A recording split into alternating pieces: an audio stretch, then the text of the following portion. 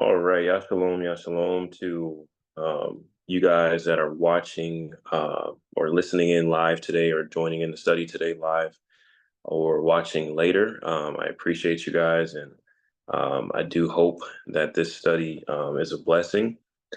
This was a study that was put on my heart and my spirit some various months ago. So I always kept it very near as I do all studies that y'all gives me. I may not, put it on paper or put the notes on there right away, but I just, just lock it in and know I have to do it.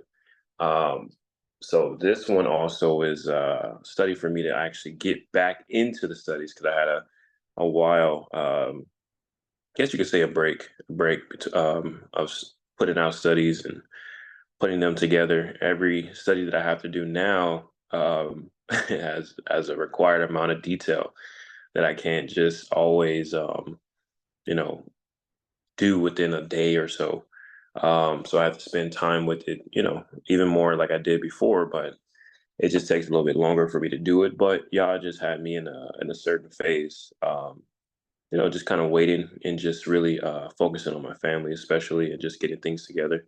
So this study is definitely a blessing for me to like really get back into it and get my flow back in. But I'm also really excited for my sisters, to receive this as well. And this is actually only going to be part one. I really thought this was going to be like the full study, but it's part one. But you guys will see it. The detail in this is from a foundational perspective and I'm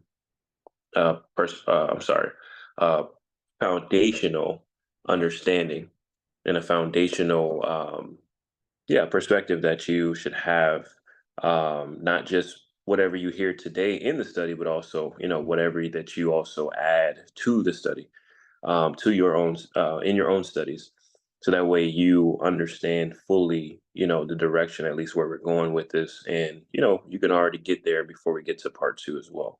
But this is super foundational, and I truly, truly hope it's a blessing to you guys.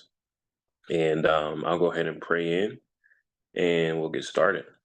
And I'm gonna try to keep this less than 2 hours, to be honest with you.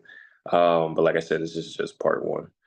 Okay, dear Yah, dear Abba Yah, we thank you for blessing us to be here in this study and this fellowship, fellowshipping with your spirit, with your Ruach, and fellowshipping with your word, that we're here to receive your word, not from a man, but from you, Abba Yah, from you, that you bless me to give this word to my brothers and sisters as a servant unto you. So I ask that they hear you more than me, Abiyah, and that they always go towards you and always want to study more and do better, do grow in you, be more righteous in you, and not lean on their own ways and lean on your ways ultimately and inherit your ways. We ask that you continue to bless us with understanding, and that you, in these times that we're in, as all this crazy stuff is around us, that we're able to truly be grateful for this type of space to have to receive a word and to be able to grow, to be able to study deeper, to be able to get closer to you. We ask that you allow us to apply these things, not just hear it, but also be doers of your word. We ask that you forgive us of anything that we may have done already, whether it was the week before or today, whatever it may be, thoughts, actions, whatever our hearts, wherever our hearts are. Ask that you forgive us, to just essentially make us pure, Abiyah, unto you, renewing us a right spirit, and purify our hearts, clean our hearts, that we may be pure unto you, Abiyah. If we know we cannot do it in our own strength, that it has to be through you, and through your Son, Yahushua Hamashiach, unto you, Abiyah. And we just love you ultimately, and just allow our spirits to be open unto you, that we may receive your word. And we just not just also receive it, but also be able to give it to someone else that we may have to speak to and share the good news to, and share wisdom to. That way they may be pulled out of the fire if it's in your will. And we give you all the praise, glory, and honor in the name of Yahushua HaMashiach. Unto Yahushua Sabaoth we pray. Yahweh. Yahweh. All right. So, ladies, sisters, there's a couple of brothers in here and a couple of brothers that will watch later, of course. As I said, this is also for the brothers as well, because I am going to have a pure study for the men, but I did tailor make the slides all nice and stuff for the sisters. So aesthetically pleasing, I hope that you guys would appreciate some of this. So I made sure it looked very nice.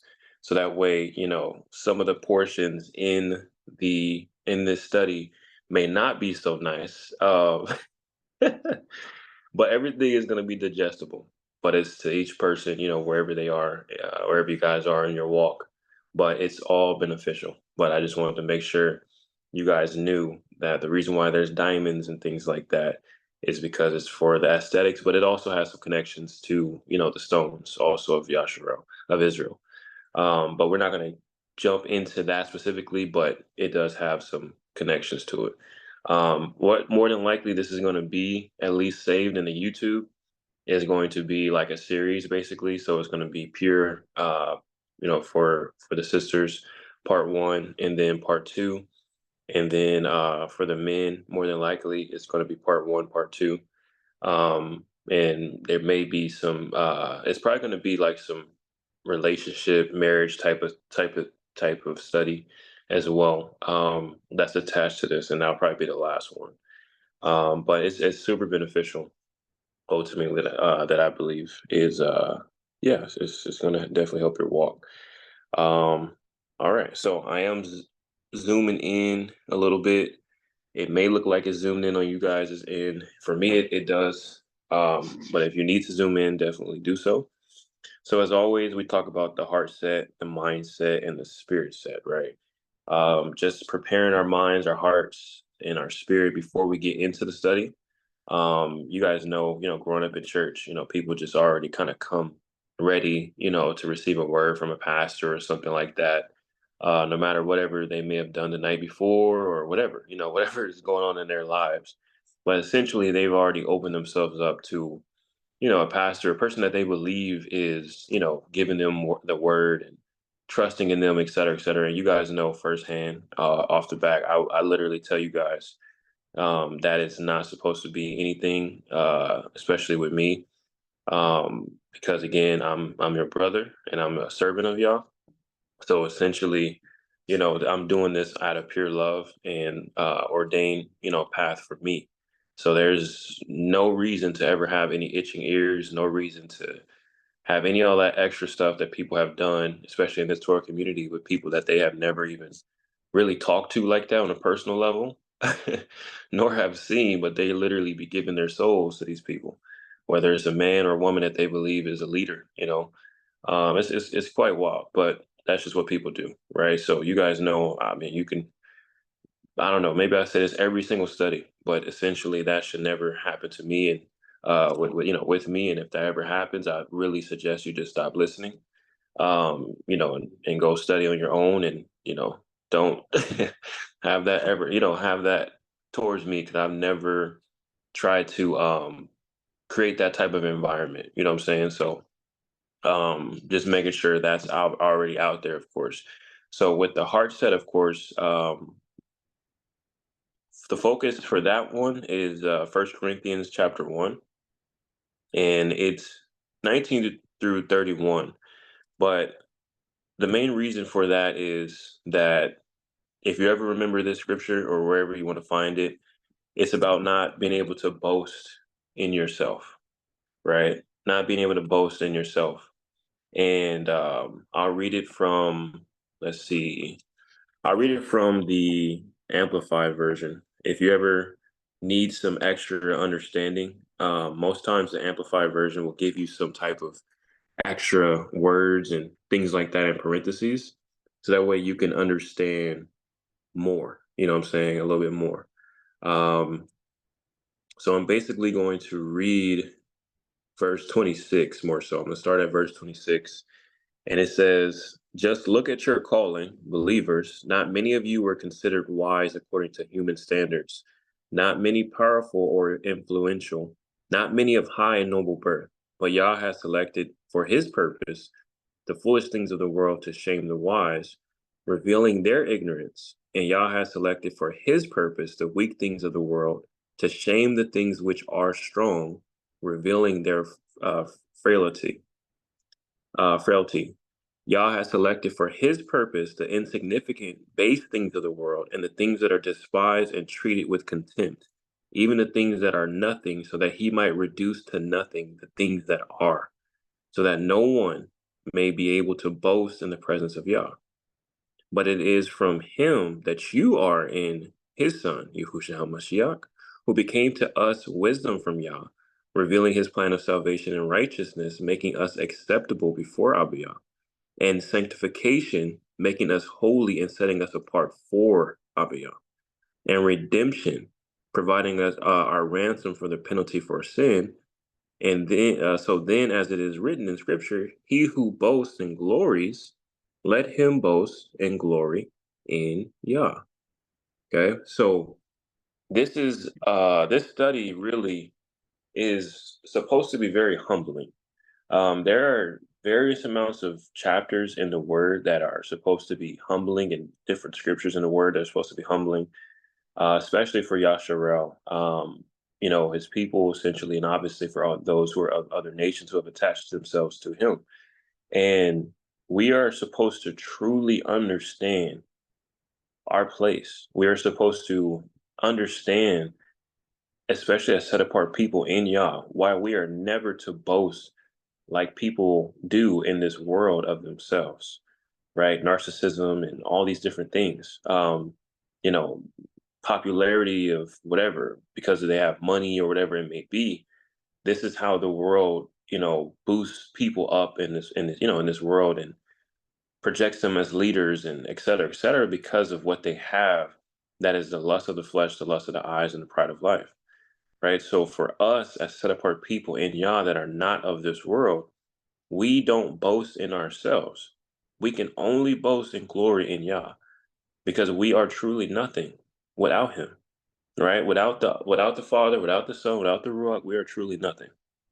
And that's how we are supposed to understand why, that is the case. And then we're supposed to rejoice in that because we're so set apart and different and blessed beyond measure to have that in our heart and guard that no matter what we go through, we always remember that we can do all things through Yahushua HaMashiach unto his Father who strengthens us. Like we can, like, it hits different when you really understand and you can humble yourself before him to truly know that none of this stuff that you do is in your own power. It's the will that he's put in you to be able to, and the blessing that he's been able to have you do something according to his will, essentially, let's just say.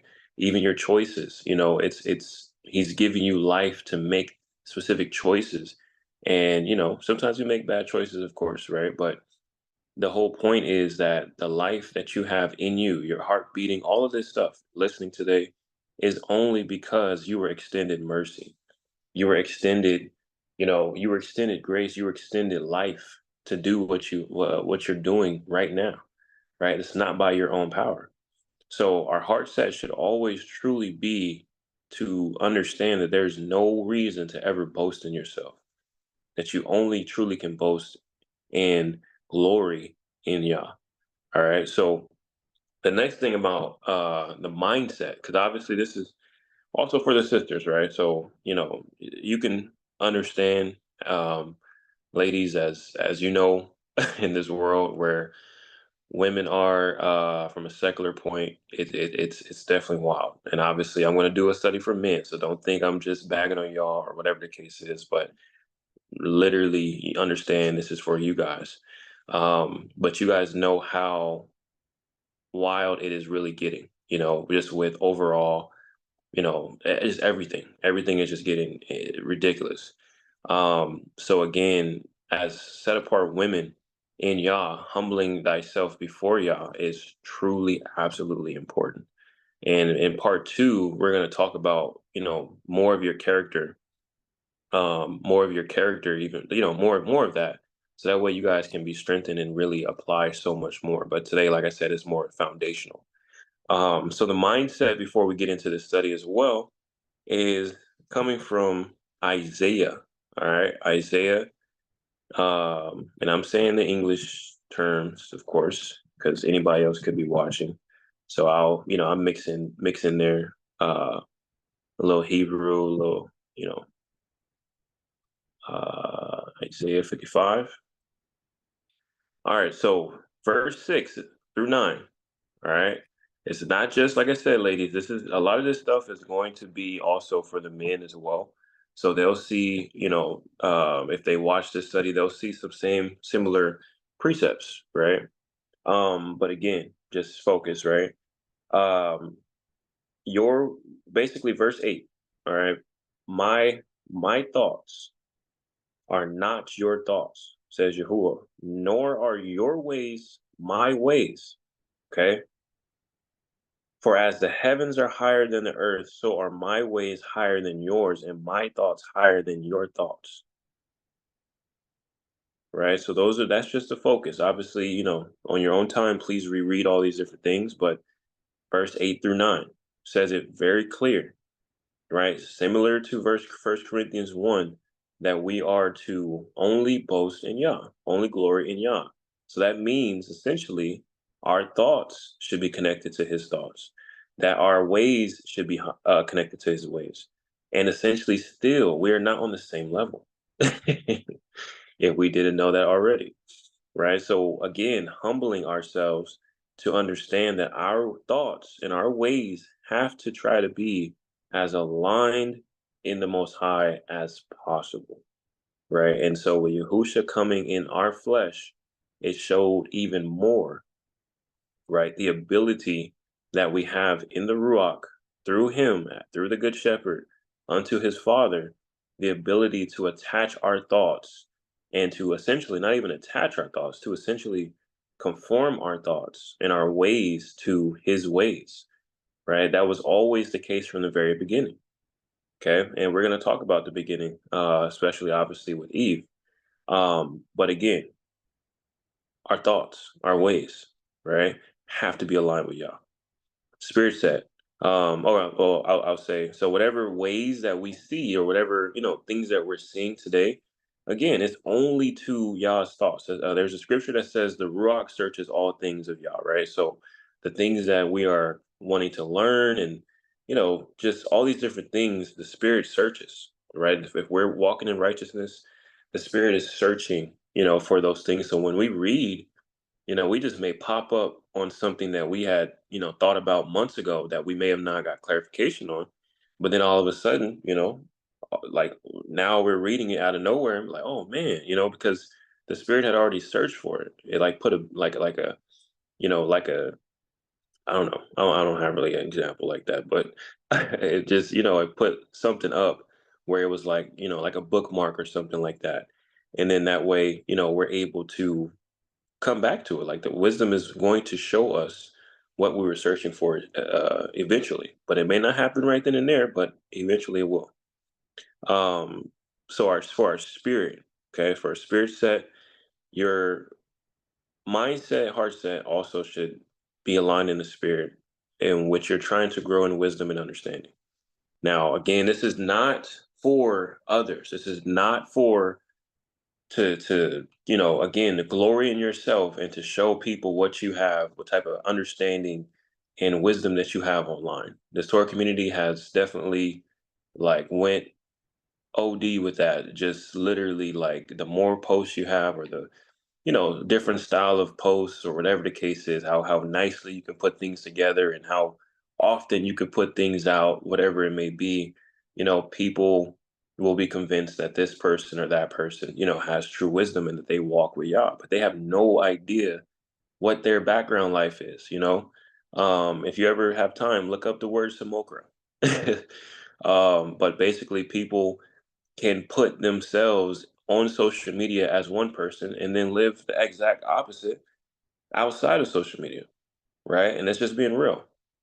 So our mindset or our spirit set is always we want to grow in wisdom and understanding. We're going to talk about that a little bit later too. But you want to get closer to Yah. Ultimately, we are all going to get judged. Like this is we're all living. Some of us are going to die before Yahusha returns, and that's just the fact of the matter. Some of us will pass. This is not a joke. This is serious. This is like literally our life, right? It's either you're going to go to hell or you're going to go to heaven, essentially. Even though, we all know, some of us know about what happens after death and things of that nature. So I'm just making a generalized statement there. But there's only two what places, right? Your body gets judged. Your soul and your body gets judged, and either the body that you have now, whatever you died with, and your soul is either going to go to hell, or you're going to go to be judged as righteous, and you're going to be able to receive a new body at a certain time period, and your soul essentially would be judged as righteous. So again, just summarize it in a certain aspect, but this is no joke. This is serious. We all cannot extend our lives. We don't know how much time we have. So this is no joke. So it should always be, how do we get closer to Yah so we can one day be judged as righteous as well, and understand that whatever our path is supposed to be, that He has us here for, we need to be doing that, because there's works involved with these things, right? There's works that are involved with these things. Whoever you're supposed to be an example to, whoever you're supposed to plant a seed to, whatever it may be, there are works involved, and the works are going to be judged in the end, at your end. Okay. So First Baruch 3:14, it speaks of wisdom. All right. And it speaks of wisdom, and it basically says, learn where is wisdom, where is strength, where is understanding, that you may know also where is length of days and life, and where is the light of the eyes and peace. Okay. So all that is super important, right? Just from a very foundational understanding. Then you have Second Baruch 15:5. Okay, so it says, man would not rightly have understood my judgment unless he had accepted the Torah and I had instructed him in understanding. So you know how people, when they leave the church, of course, right? So they start uncovering some lies and things like that, blah blah blah, and they come into the Torah community. And so essentially, when you look at it, it's like people are like, okay, I accept Torah now, but so many don't have understanding. It's just the fact that they're like, okay, well, I know this is false, but this is true over here. But it's people that are just jumping on things with no true understanding, whether it's a calendar, whether it's, I don't know, following a person that they believe has the answers or whatever. I don't know. It's various amounts of things that you guys can, on your own time can kind of list if you wanted to, but it's like people just jump into things that they don't have understanding about. And then as they already committed themselves to a certain action, then they're trying to gain understanding without, like they're trying to gain the right understanding so they can do whatever they believe that they're doing already so they can do it better. But why wouldn't you have had fear not to just jump into something you had no understanding about? Right. And to take a wiser approach to make sure you know what you're doing and that your fruits can be accepted by Yah correctly, in righteousness. You know what I'm saying? Like it's a little bit different. It's like slow down first, right? So again, sometimes we just jump into stuff, and it's not all of always our faults. It's like, again, people have the heart and emotions to want to jump into something, and just because they just have a lot of zeal, and especially for women, for the sisters, there's so much zeal in sisters for the word, and to just study and things like that, especially in this Torah community, is so much zeal, but a lot of that has been unfortunately misdirected, and unfortunately misguided, and unfortunately taken advantage of, and without a lot of sisters knowing, and and some of them do know, and they just allow themselves to just be led astray essentially. But it's like, and obviously there's positives as well, right? But it's, again, we have to learn understanding. We have to, Yah is going to give us the understanding so that way we know what we're actually doing. And the point is for us not to fail and just fall off the wayside. That's the point, right? It's for us to literally go straight and move forward in this path of righteousness, right? So with this study, that's the point, is to help push my sisters into a more pure way. So that way you understand how to keep walking correctly and how to do it even better. That's it, right? So that was a breakdown of the heart set, mindset, and spirit set. In a sense, you could say I guess I'm convincing you to keep watching and keep listening. In a sense, if you want to say it that way. But you guys know that this is regular. All right, all right, all right. So here, okay. So what is the English definition of pure? All right, so that's a very common word. Typically, we can all say, it's clean or whatever it may be. I think we all kind of have a image of what pure is, right? So, from an English definition, okay, it's an adjective, and it essentially means it's not mixed or adulterated with any other substance or material. It's free of any contamination. It even mentions that it's wholesome and untainted by immorality, especially that of a sexual nature. It could talk about, the sound, like it's perfectly in tune with a clear tone. Its unmixed origin, whether it's an animal or a plant. Um, so essentially, we're getting that it's unmixed, unstained, it's untainted, free of contamination, right? So there's some moral things that are in there, right? So when you look at the word, one of the first occurrences of the word pure in the regular canon is Exodus 25:11. So if you don't know already, it's good to always study Hebrew words, right? So in Jubilees somewhere, it says that Hebrew is the tongue of creation. It's the words of creation essentially. So everything was created through the word of creation. And essentially, when you research into the 22 letters of creation, it's beautiful. One day I can break some more of this stuff down because it has to do with oaths and covenants and things like that. And it's amazing. But you're able to really get into the understanding of so many more precepts and overall, how things flow when you understand the Hebrew language, right? Um, so with Exodus 25:11, pure is connected directly with gold in that specific scripture. Okay, so it talks about pure gold, and there's other items that are in that specific chapter as well. And again, I'm not always going to read the context of the full chapter. So again, that's for you guys to also go back in there and read. But it also talks about basically with pure, anything or other things that were pure that needed to be pure was the oil, frankincense, myrrh, menorah, incense, sweet spices. So these things were supposed to be pure because it was connected to, I believe it was the tabernacle, and so again, there's the word pure, right? So then from an apocrypha standpoint, so I'll make this statement again also that I made before in another study because it's very important. In Fourth Ezra chapter 14, it talks about there's three types of people. Okay, so three groups of people on a basic level. There's the unworthy, the worthy, and the wise, right? And so the reason why those three groups of people were brought out was because Ezra was given by the Ruach understanding to speak, and these holy scribes were around him as well. These scribes that were given the Ruach, they were around him, and they were writing everything that he was speaking on.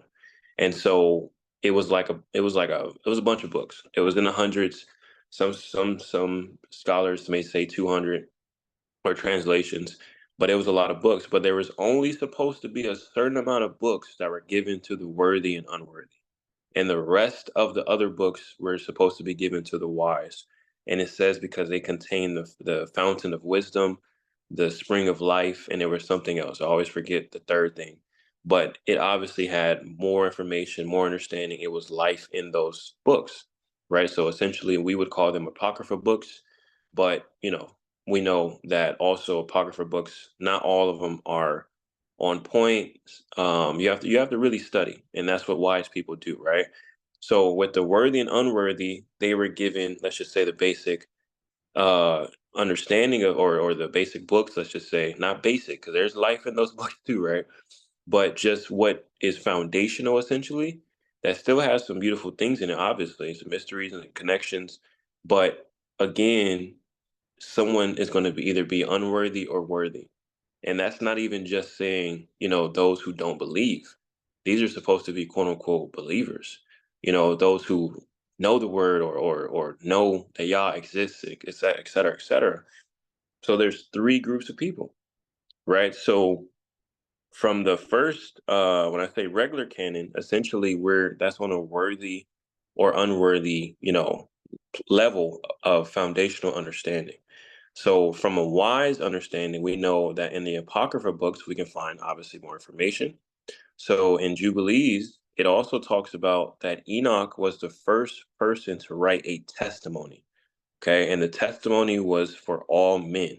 It wasn't just for, Yasharel, et cetera, et cetera. Though in chapter 1, he does mention that specifically his copy, his book, his testimony is going to be more so tailor made for those who are living in the time of trouble that's coming. Some people say Jacob's trouble, but for the tribulation that's ahead, in these times as the consummation is arriving, as Yahusha is starting to get here, there are things that are obviously going to continue to happen. It's going to get crazy, because the man of lawlessness, the Satan himself and his demons, they know that their time is running out, so they're going to keep doing X amount of things to really trap people and get them judged into condemnation, right? So Enoch had the very first testimony ever written, and that has testimony of Yahusha, it has testimony of Abiyah, of the Ruach, of all these different things in the earth,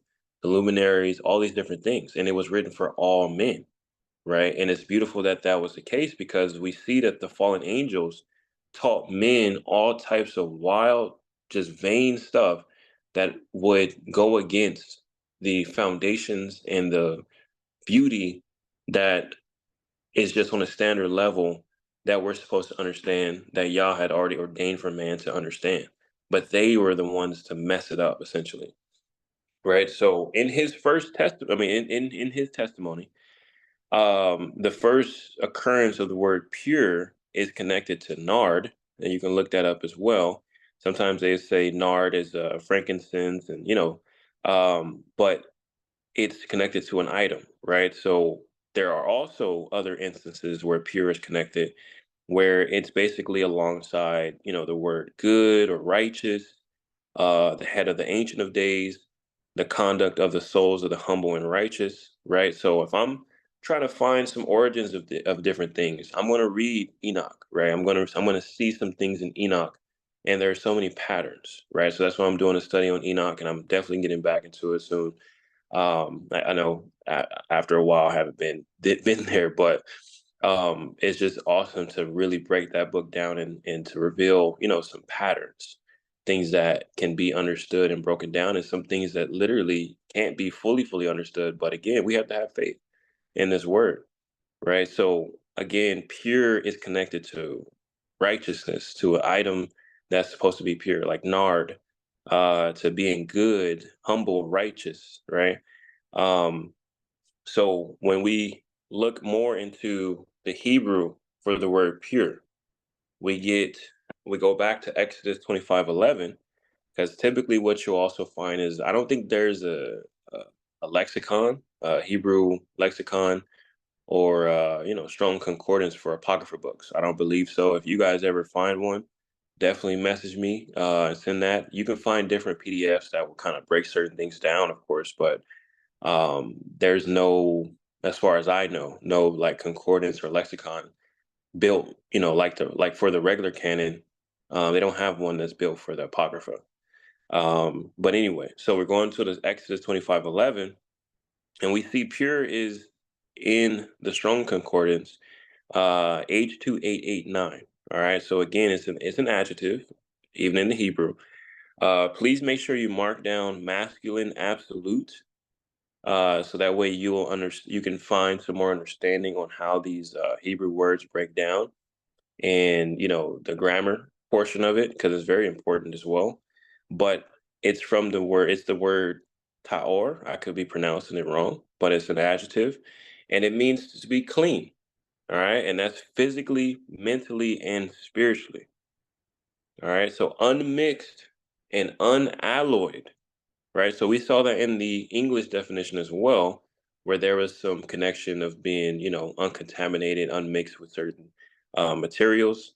Right, so you have, again, remember from Exodus 25:11, pure was next to gold. All right, so there is a gold purity measurement connection, and some of this stuff is going to come up in the part two. So you guys will remember, if you go, if you watch part two, some of these things that we set up ahead of time. All right, and then of course, I'm gonna go back and hit on certain portions too. But I wanted to bring up this cool little point from about pure gold, basically. Um, hmm, did I have it in here? Yeah. So this is from. I don't think I have it saved in my for the PDFs. But basically, pure gold is measured in carats. Okay, carats, Karat, and some of you ladies, of course, already know some of this. Um, so a carat is a unit of measurement used to determine the purity of gold. Okay, so gold purity increases with higher carat levels as the proportion of gold in the alloy becomes more concentrated.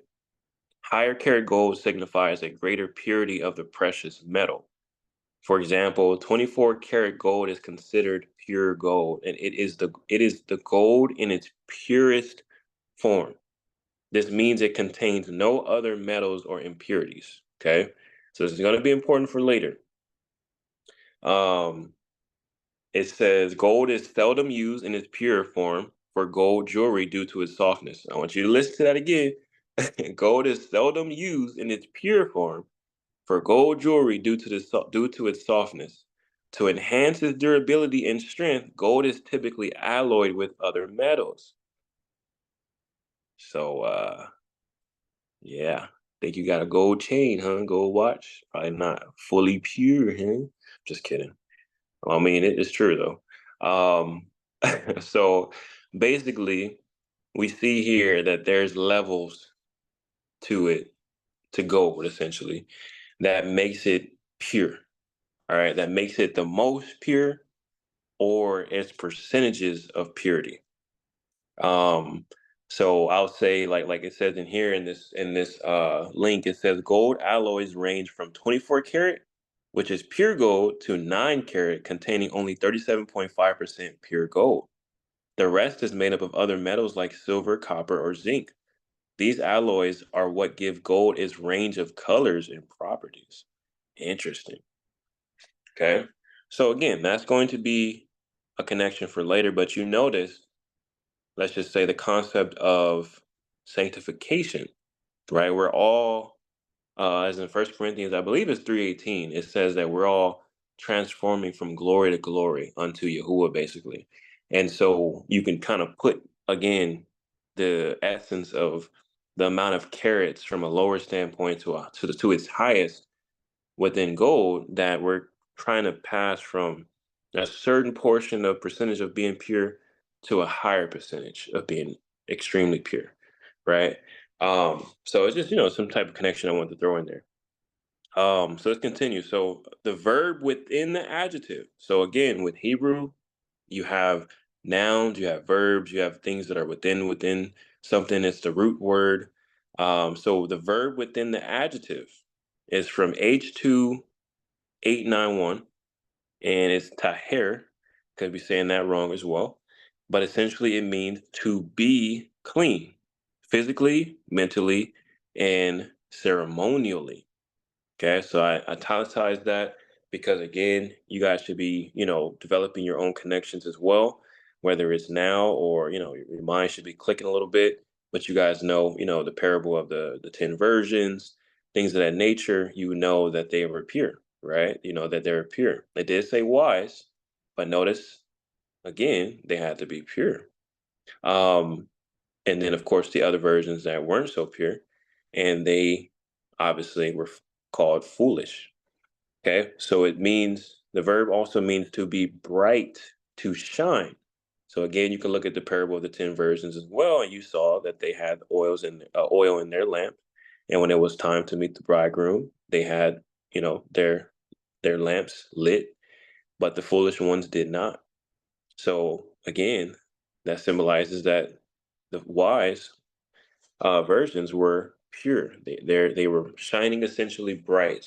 They were being bright, wise, let's just say. But again, it just means to be bright, to shine, and to be uncontaminated. All right. Even from a chemical stance, it did mention that in the blue letter. So of course you can go on blue letter or any other lexicon that you use. But it said it in blue letter and said uncontaminated from a chemical perspective, and innocent also from a moral standpoint. Okay, so we got a really good breakdown of what pure means. Okay, so going back to Enoch. All right, so we said that was the first testimony. We understood that's the first testimony ever written by a man. And in chapter 69, this is very interesting. Okay. So this is going to be related to pure. Okay. So if you look at chapter 69 of Enoch, so this is a portion where it's introducing, it's talking about all these angels that are obviously, they went to Mount Sherman, or they descended upon Mount Sherman. They made an oath together to commit crimes, against humanity, essentially. Um, and they did what they did, right? But it also talks about the chiefs that were over those angels, and what scholars call these chiefs, these 5 chiefs, I believe. Um, they call them the 5 Satans, basically. Okay, so they're not 5 personalities in one Satan, but they are higher ranking angels than these specific angels that were listed before, including Shemyaza, Azazel, et cetera, et cetera. These are specifically the chiefs that are introduced that are over them, which would include who we call Satan.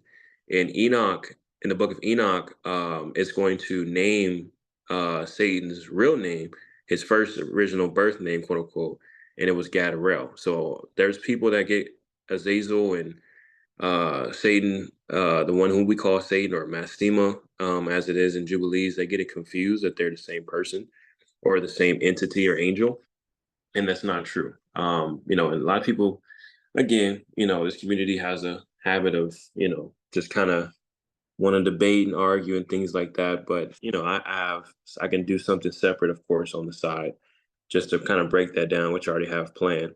But it's not hard to really reconcile things. And again, when we're wise, we know that these apocryphal books out there do have different connections, but you have to be careful.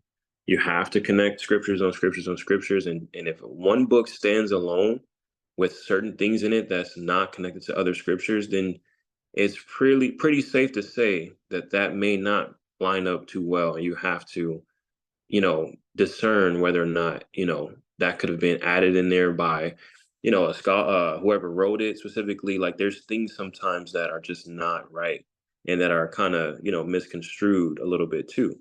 But you have to divide it. It doesn't, you don't throw away the whole book, of course, but you study it and you make sure you know what you can, add and what you can, what you can connect and what makes sense and what you have to be cautious of.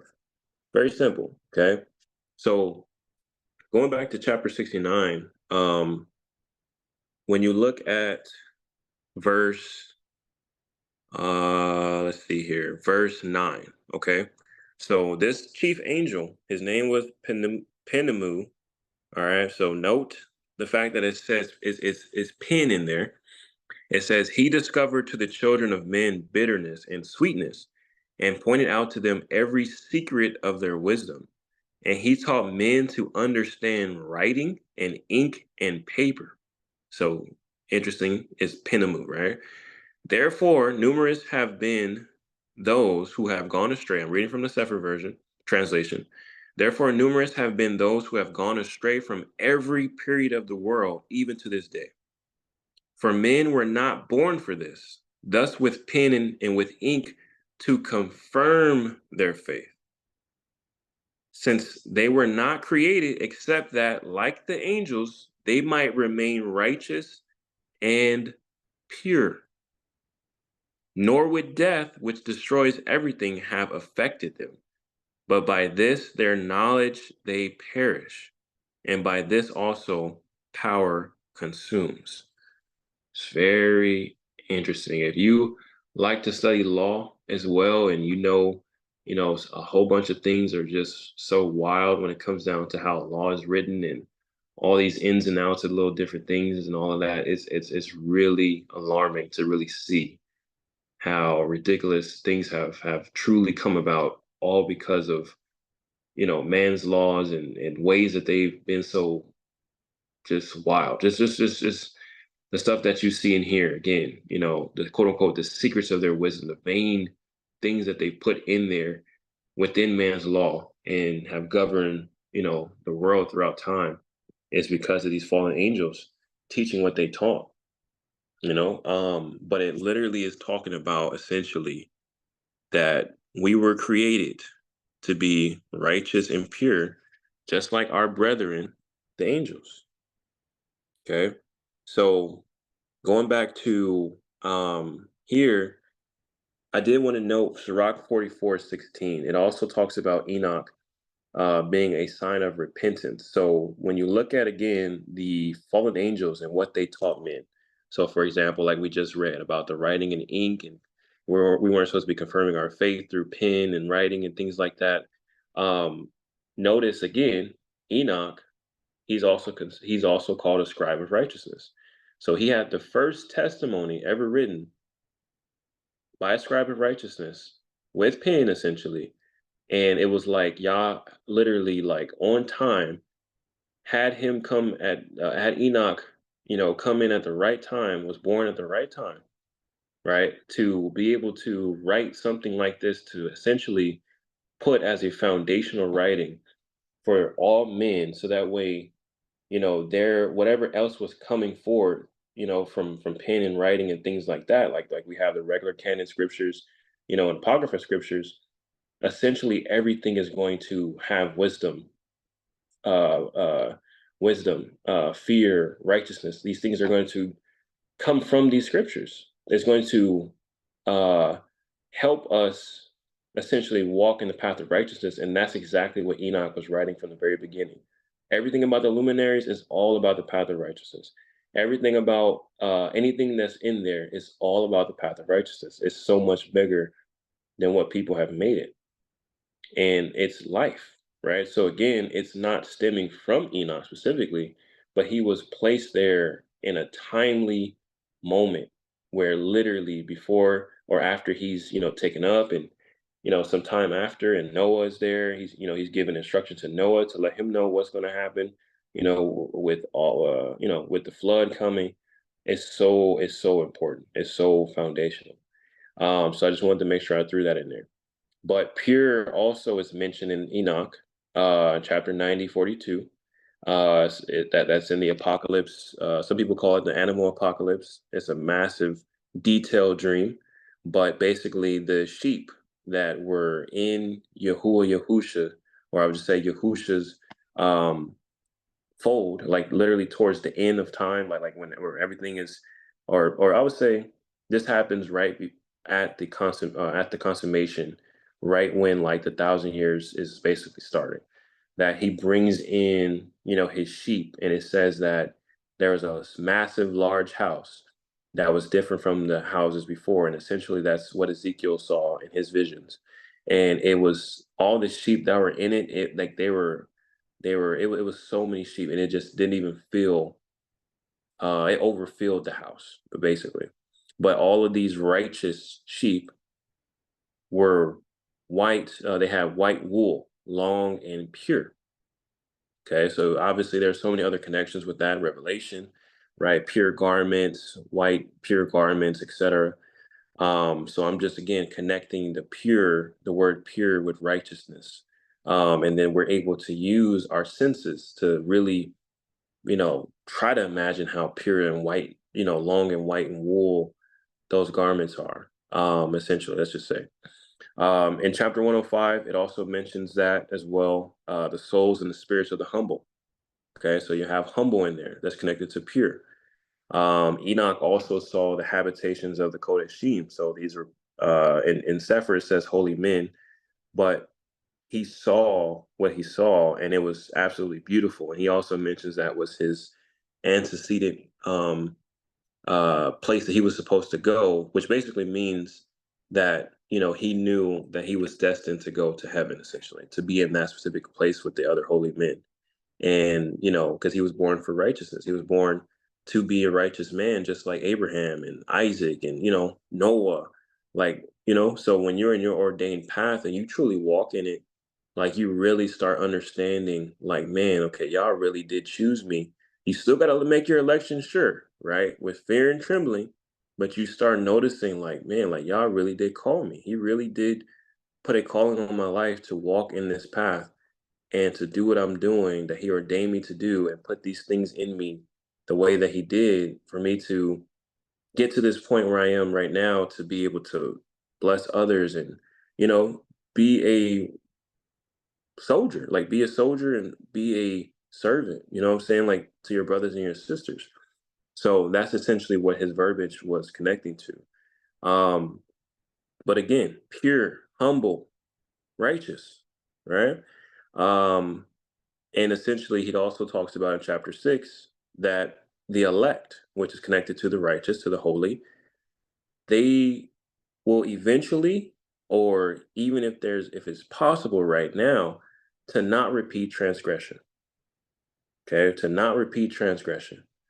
So as we're growing through sanctification, the more pure that we can be, literally, there's a possibility for us not to repeat transgression. Okay. And in Revelation, it gives us some type of understanding as well that Yahusha spoke. He spoke and he said, he that is unjust, let him be unjust still. And this is chapter 22, verse 11. He which is filthy, let him be filthy still. He that is righteous, let him be righteous still. And he that is holy, let him be holy still. Okay. So again, purity and being pure is all written interwoven into what this path of righteousness truly means. Okay. So just to review, we got clean, undefiled, righteous, shine with the light of Yah, meek, innocent, and I put on there clemency can be given. So I want you guys can look into the clemency. We'll talk about this as well on the next part. The next part goes towards more character building. Okay, so this is all foundational. All right. So buckle your seatbelts, as it says. In this next section, we will discuss the makeup of the woman. So this is all foundational, you guys. And this part, this part is going to be very interesting, and some studies go like this as well. You have to pay attention, like you're already doing, of course. But what's going to happen is I'm not going to draw all these connections to you or for you in a certain way, but you're going to see how it all connects, and by the end, you're going to be like, okay, I got to reread all this stuff. Like you got to really like see it now, because it's gonna get a little wild. Okay, it's not too wild, but it's gonna be different. And I'm not making stuff up here, because people like to put different stuff in the word just because they're trying to attract people to listen to them. and they just start making stuff up and trying to make stuff more interesting than it's supposed to be, and change the foundations of things. And that is not my intention here, and that's not what you're going to see. All right, so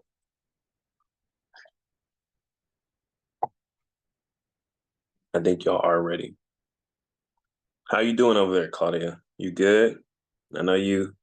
It's like 9 p.m. over 9 a.m. now. She said she was up at 1:30 watching this. She probably knocked out now. No, I'm just kidding. All right, y'all. So again, follow the flow. Sun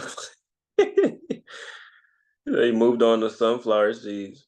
I told you need some like every time we do studies, gotta get some snacks.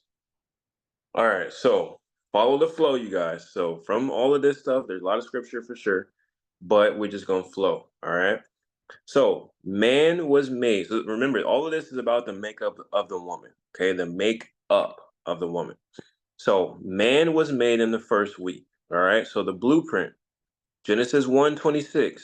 You see that everybody knows the scripture about man being made in the image, right? So it said, "Let us." So of course you have the anti-Mashiach people and the non-believers or the understand or people that don't understand the Hebrew breakdown of Elohim, including the ancient Hebrew breakdown of how the words are connected, et cetera, et cetera. They'll always tell you that it's just Abba, and it was just Abba there, and that's not true. There's way too many scriptures and connections, even outside of the Renewed Covenant scriptures slash New Testament scriptures, that we can find that being the case. And we talked about that in the second Baruch study as well, where we see that in chapter 4 of second Baruch, that Yahusha also, had a hand in making paradise, and he showed paradise to Adam and to Abraham, etc. So he said it's graven on his hand. So he's the one that has Jerusalem right in heaven. He already has her pure, preserved in heaven, right? So I mean, there's so many connections to those scriptures as well, right? So the blueprint, right? So the blueprint was the image of Abiyah, Yahusha, the Ruach Hakodesh, the likeness, right? So the crafting materials, and some people who play games out there probably would appreciate me putting that crafting materials in there. Genesis 2:7 says that man was made from the dust of the ground, right? And then man was given the breath of life, and then essentially man was a living soul. So now from the testament of Reuben, this is where it also gets interesting, and I think I've read this so many times, and it's one of my favorites, of course, because it's so foundational. The testament of Reuben, it says here in chapter 2 verse 3, and I'm just going to read it, just so that way it's on record. It says, 7 other spirits are given to man at creation, so that by them every human deed is done. First is the spirit of life, which man is created as a composite being. The second is the spirit of seeing, with which comes desire. The third is the spirit of hearing, with which comes instruction. The fourth is the spirit of smell, with which is given taste for the drawing air and breath. The fifth is the spirit of speech, which comes knowledge, with which comes knowledge. The sixth is the spirit of taste for consuming food and drink. By it comes strength, because in food is the substance of strength. The seventh is the spirit of procreation and intercourse, with which comes sins through fondness for pleasure. For this reason, it was last in the creation and the first in youth, because it is filled with ignorance. It leads the young like a blind man into a ditch, and like an animal over a cliff. Man. In addition to all is an eighth spirit, which is sleep, with which is created the ecstasy of nature in the image of death. With these are commingled the spirits of error. So it goes all into the spirits of error that, you know, fight against these specific spirits that are essentially within our soul. They're it would say it's either sometimes they'll put spirit, but it's essentially these things are obviously within our soul. And so essentially with the breath of life, these things were attached to essentially our soul. And that way we are whatever we're doing, like how I'm speaking right now, that was given to me at, you know, my creation. It's just like you guys speaking, hearing. So of course the world calls it what? You know, the five senses, or sometimes they say sixth sense, right? So we have that in the Testament of Reuben. Really cool. So now you have other scriptures where it says the living soul was then guided. Okay. So if you go to Fourth Ezra chapter 3, I know some of you guys have some of this out. I'm just using my app. Fourth Ezra chapter 3, and we have, what do we have? Verse 5 through 7. So it says, and gave a body unto Adam without soul, which was the workmanship of your hands, and did breathe into him the breath of life, and he was made living before you. And you led him into paradise with your right hand, which your right hand had planted before ever the earth came forward, which is interesting. Some of these verbiage for certain things, you know, you read it a certain way, then it may not connect very super well. But again, you divide it with something else, and then it starts making way more sense. But essentially, I'm going to read verse 7 as well.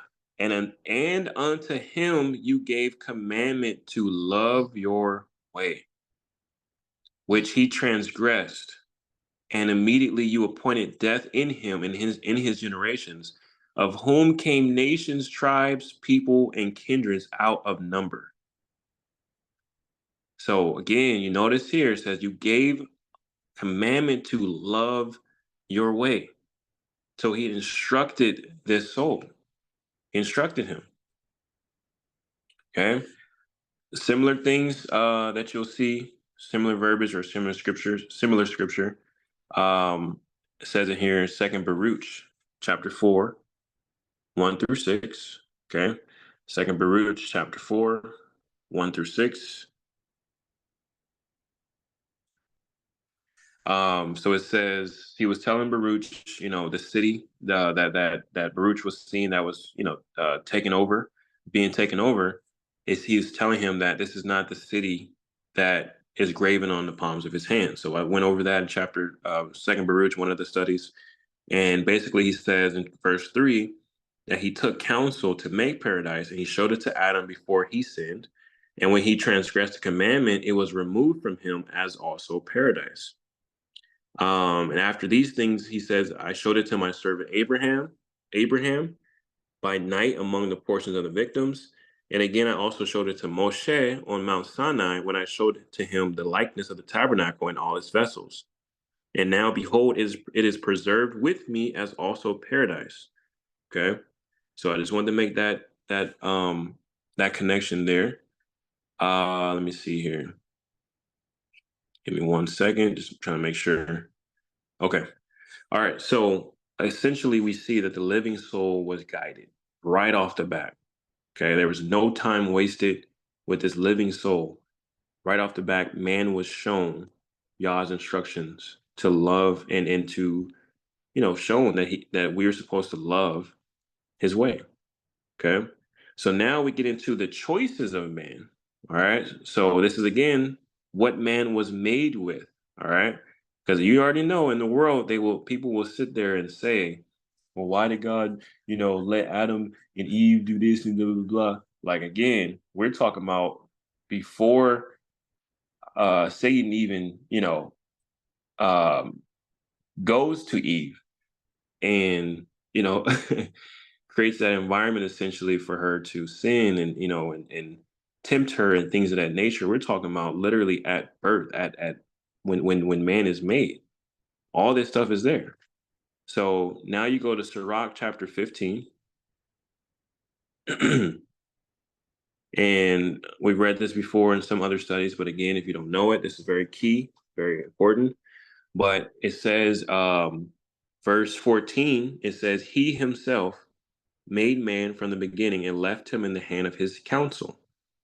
If you will, to guard the commandments and to perform faithfulness. So essentially, if you will, like literally, if you put your will towards it, you can do it.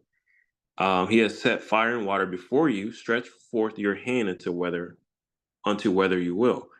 Before man is life and death, and whether him likes whatever he likes, it shall be given to him. For the wisdom of Yahuwah is great, and he is mighty in power and beholds all things. And his eyes are upon them that fear him, and he knows every work of man. He has commanded no man to do wickedly, neither has he given any man license to sin. Okay, so our choices are life or death from the very beginning. Okay, from the very beginning. All right. So keep following, you guys. All right. So I'm going to be flowing through this. So man in the loins of Adam. All right. So we talked about the first man, how he was born. And now you have man in the loins of Adam. So within Adam was all man essentially. Okay. So this is key. Second Baruch chapter 23, verse 4. Second Baruch chapter 23, verse 4.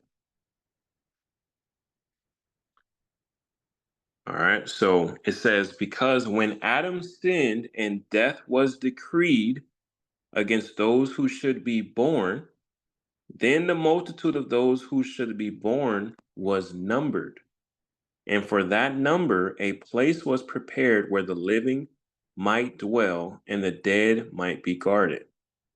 So what we're seeing out of this is literally that there was judgment that was decreed, right? But essentially, there was a certain amount of people throughout time that was already numbered to be born when Adam sinned, and death was decreed onto every man, essentially. Death was decreed.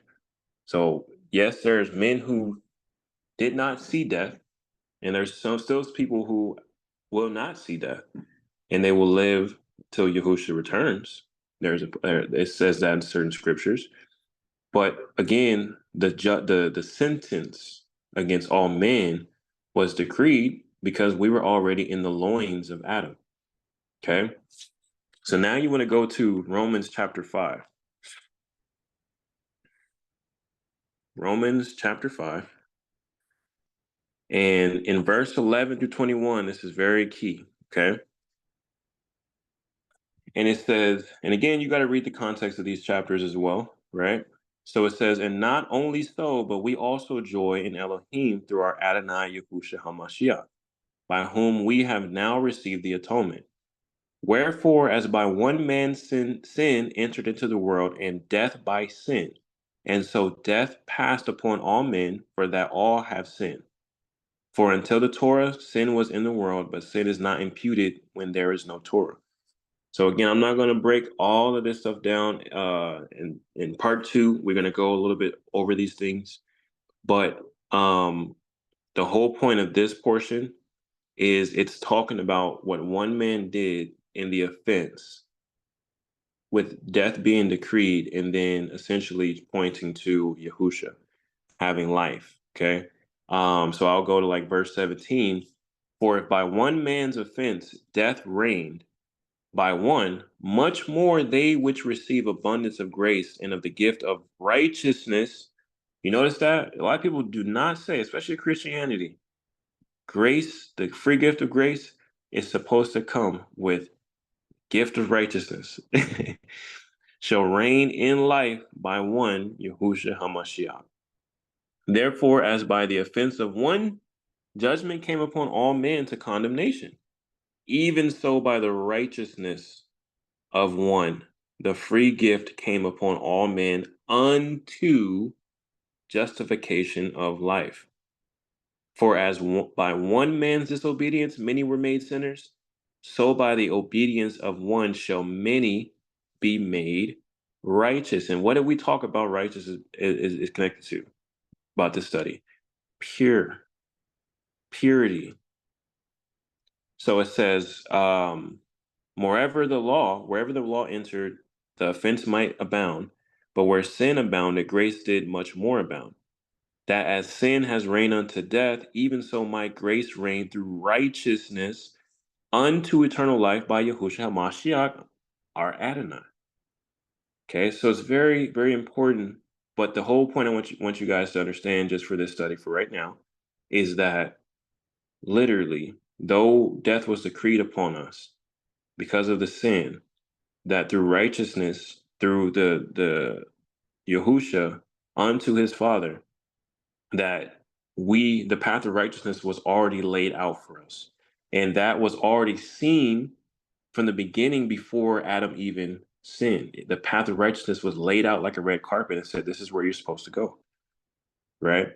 So now again, there was already judgments there with life and death.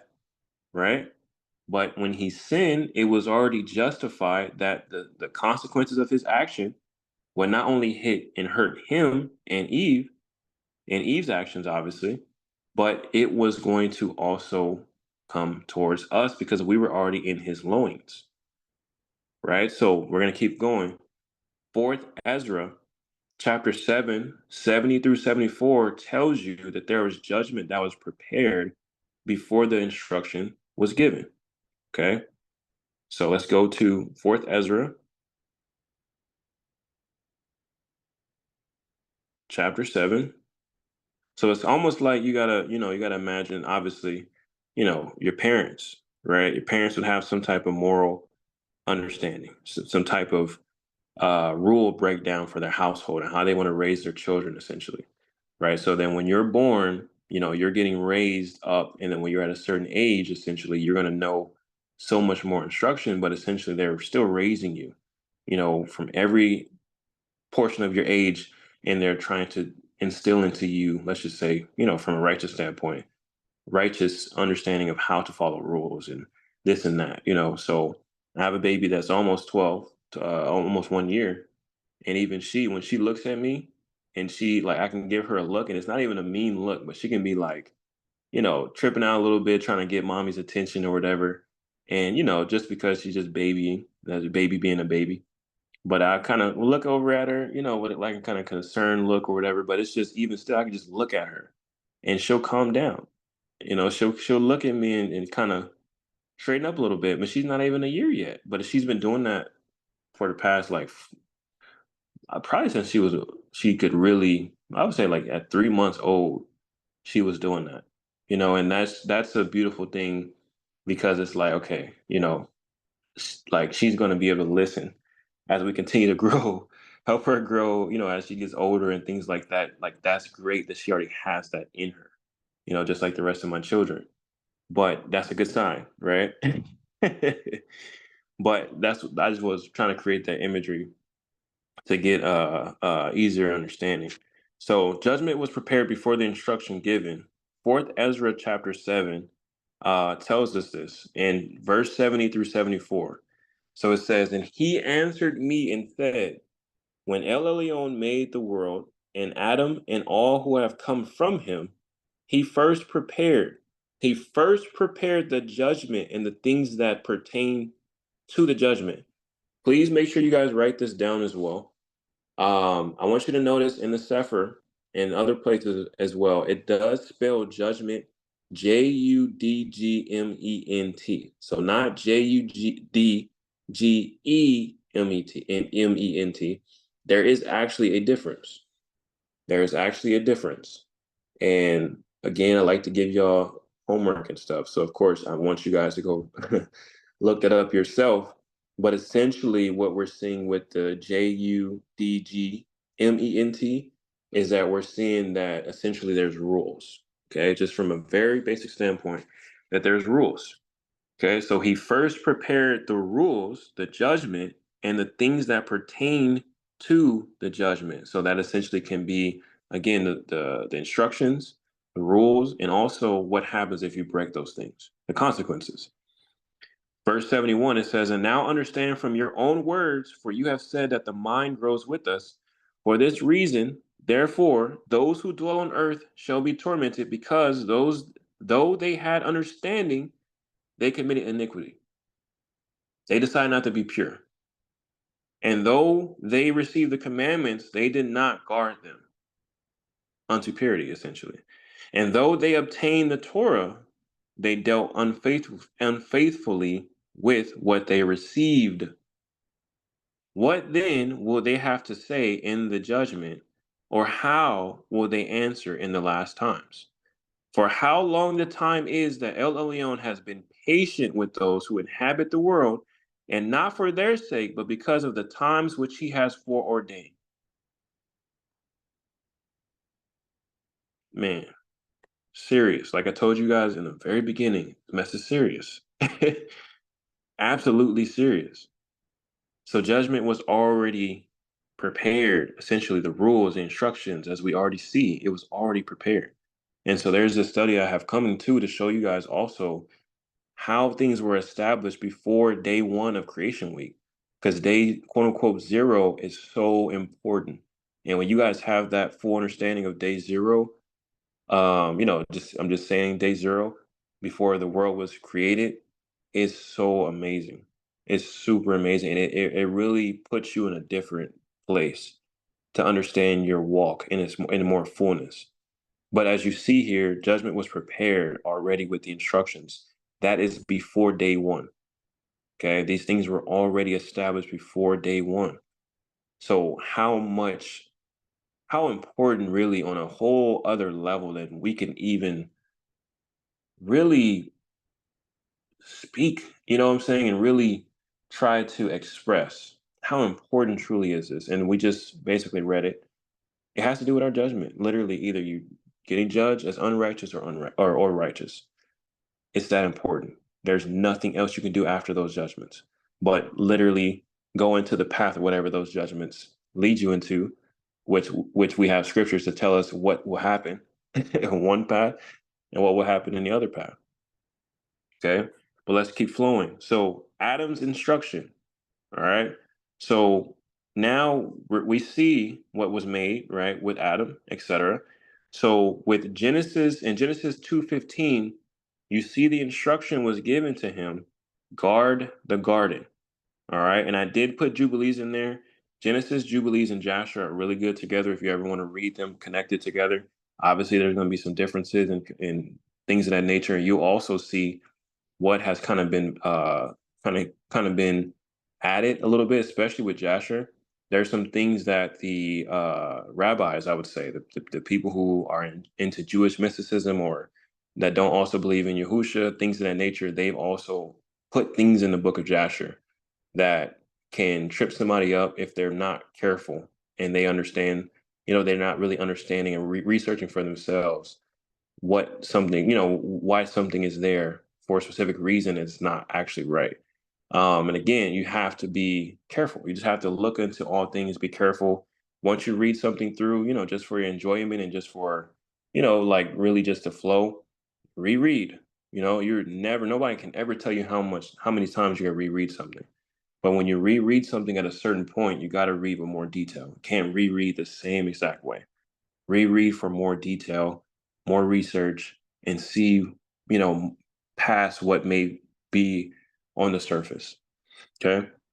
So in Jubilees 3:10, you're going to see that it tells you that Adam was given 40 days of pre-job training. So remember, Adam wasn't made in the Garden of Eden. He was made in another place in Eden before getting placed into the Garden of Eden. So in Jubilees, it tells you that the Garden of Eden is absolutely holy. It's the most holy place on this earth. And I want to make sure that might be right in the same chapter. I'm pretty sure it is. Just going to it right now. Verse 10. Yes, brought him into the garden, etc. Um, yeah, it's actually going to say that a little bit later. Where is it? Some of you guys probably can see it in there, but I probably can't see it just yet. But it says that the Garden of Eden is one of the most holy places, essentially, on earth, and it is the holiest place on earth. Now I gotta find it. Oh, there it is. So verse 13. So it is holier than all the earth besides, and every tree that is planted in it is holy. Okay, so Adam was given job training before he was put into the Garden of Eden. And again, like I said, for the brothers that listen to this, these things are going to be repeated in your study, Pure for Men.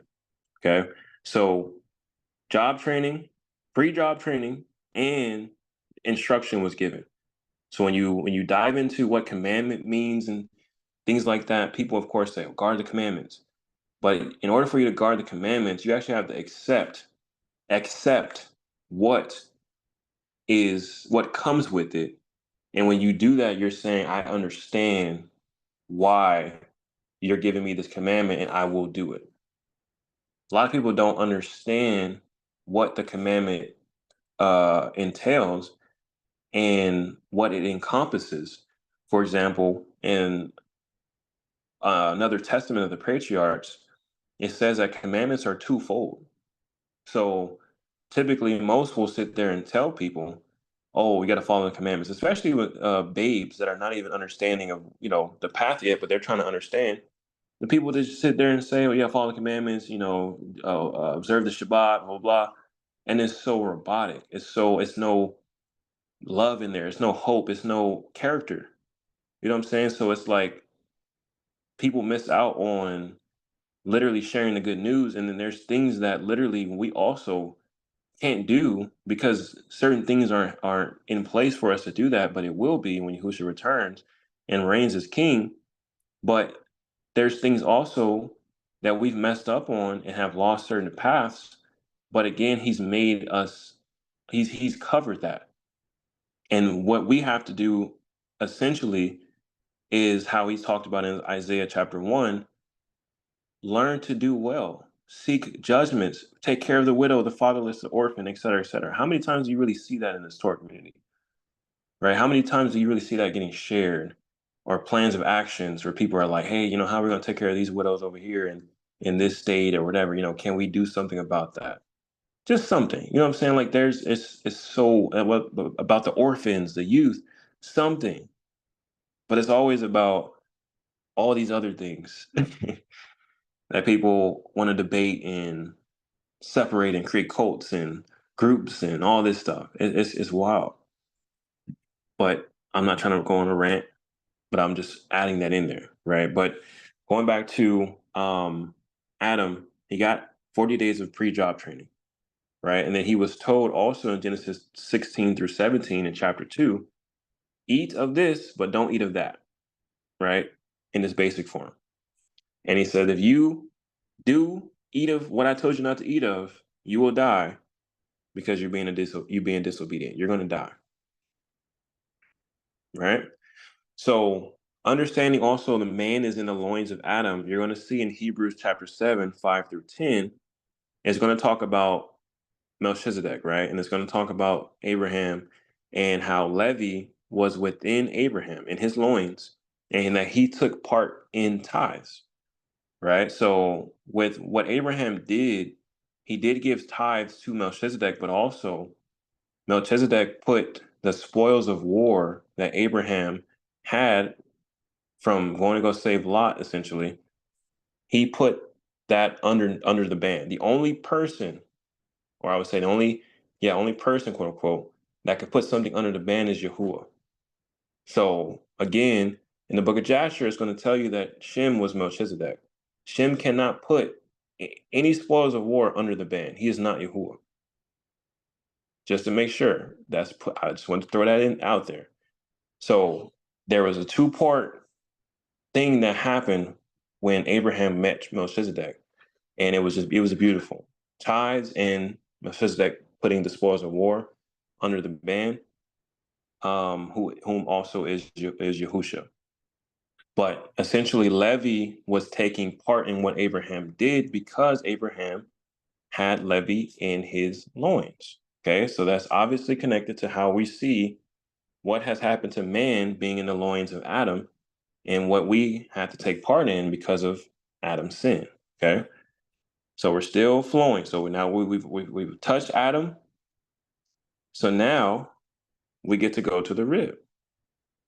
All right, to the rib. So still, your seats don't need to be unbuckled. All right, so Yahuwah Yahusha, the surgeon. All right, so Genesis 2:21. The rib was taken from Adam, right, and it was then turned into a woman. Why did this surgery occur again? Like, why did this surgery occur? Is the question. So you see in chapter 2, verse 20, we see the answer is plainly put, and there was not a helpmeet for Adam at the time. Right? So he was naming the animals and things like that, and he did not see a helpmeet. Now we also see in Jubilees chapter 3, 3 through 4, it says also that he was alone, and it was not good for him to be alone. So right off the back, we see man needs a helpmeet, and it's not good for a man to be alone. Now you will see somewhere, obviously in Corinthians with Paul, talking about it's better for man and woman to be single essentially, if they're not burning with passion or something of that nature. But it's more so he was saying because of the fact that man and woman, when they're single, if they are able to remain, pure unto Yah, in singleness of heart, singleness of mind, singleness of spirit unto Yah, that they won't have nearly as many distractions as maybe a married couple does, because of the fact that their life starts um being built around family, children, whatever, and a lot of family situations can get distracted and not still grow in the Most High, especially together. That can be the case for a lot of people because of the world, right? And because of their pursuit of careers and all that stuff. Just living in America alone will kind of get you that, because of the fact, or get you in that path because of the quote unquote American dream, let's just say, right? So that's where Paul, he was just advising, bringing in some commentary with it. But essentially, we see from the very beginning that man was not created to be alone, right? He was alone, and it was not good for him to be alone. So Chua, or Eve, was given to Adam for a help meet and stay, and an aid like unto himself. So I forgot to put the scripture, but it's in Tobit. So let me go to Tobit real quick and pull that up. It is in Tobit, I think it's chapter 8. Yep, chapter 8, verse 6. It says, "You made Adam and gave him Chua, his woman, for a help meet and stay, and of them came mankind. You have said, and it is not good that man should be alone. Let us make unto him an aid like unto himself." Okay. So, like I told you guys in part 2, we're going to go over the character of Yah and the roles essentially of how Yah made woman, right? And then that way you're flowing essentially in purity in all that you do, and understanding how you were made, right? And again, this is going to be so set apart from the world and how people tell, women this and that and this and that, blah, blah, blah. But it's all by the instructions of Yah. It's all what he has ordained for man and for woman, for us to function, in unity, whether we're brothers and sisters, or, obviously a married couple, or in a relationship trying to become married, in covenant marriage unto Yah. These are things that are so important, and it makes everything flow exactly the way Yah had ordained it. So, uh, Yah purposed to make the woman, and therefore he made the woman. Okay. So, very interesting why I said that. So, if you go look in, let me see, was it Genesis 2? Let me make sure. Genesis 2. Yeah. So if you look at mm, mm, made he a woman, I would say I believe it's Jubilees chapter 3, because I thought I put this in there. But it should be Jubilees chapter 3. Or is it? Give me 1 second, you guys. I'm sorry. Because there's a big difference in. Oh yeah, okay. So you read Genesis chapter 2, verse 18. Okay, so it says, Yahuwah Elohim said, "It is not good for the man, for that the man should be alone. I will make him a helper. Make him a help meet for him." So you see, make. Okay. So then you go to verse 22, and it says, "And the rib which Yahuwah Elohim had taken from man, made he a woman and brought her unto the man." So it's very keen differences in there. And just from an English standpoint of how we would see it, we would think it's basically the same. It's just, in a certain tense, and that's not true for Hebrew. It's actually two different Hebrew words. Okay. So you guys see the flow, right? From Adam, now we get into the rib. So for make, the Hebrew word is asa. Okay. So essentially the blueprint was already established in Adam. So the blueprint for woman was already established in Adam. The ordained function for the woman was already pronounced, as we already saw. Helpmeet, right? The aid, etc. The rib, and everything was already announced. So with asa, asa means to make or to create, to construct, to build. You have prepare, constitute, appoint, fulfill, handle, squeeze, created, prepared, right? So the basic meaning of asa is do or make in a general sense. All right. This is all going to make some sense. All right. So that was make, right? So remember when Yahuwah brings Eve after, or Eve to Adam, remember, he made her. He made her. So he had already purposed to make her, but when he actually put it together, which we're going to talk about soon, he made her. So the word Hebrew made for made is bana, and it basically means to build, right? So he built the woman from the rib with the blueprint and ordained function. So in Ezekiel, we have a very, very, very, very, very good imagery and connection with the dry bones, and that's a very popular chapter about the dry bones. Okay, so that was chapter. How did I put the chapter in there? Come on, Rob. Should be 38, I believe. So go if you have it out, which you should, just to make sure you guys let me know. I'm about to check it out right now. Make sure should be, or 37, I think. Yeah, 37. There it is, 37. Okay, so Ezekiel chapter 37. All right. So this is the prophecy of the dry bones. Right. And so verse 5, it says, "Thus says Adonai Yahuwah unto these bones, behold, I will cause breath to enter into you, and ye shall live. I will lay sinews upon you, and will bring up flesh upon you, and cover you with skin, and put breath in you, and ye shall live, and ye shall know that I am Yahuwah." Okay, so this was commanded for Ezekiel to prophesy to the bones, right? To these dry bones. And again, breath was to enter in order to live. So as we saw with Adam, when he's made from the dust, and then with Eve, you see essentially she's made from a bone, right? From the rib bone. And then she is built from that with the blueprint already, the blueprint and the ordained function. She's built up, and obviously the breath of life would have entered into her as well. So verse 6 talks about the laying sinews upon. So sinews essentially could be it's usually like tendons. It could sometimes include, ligaments as well, of course.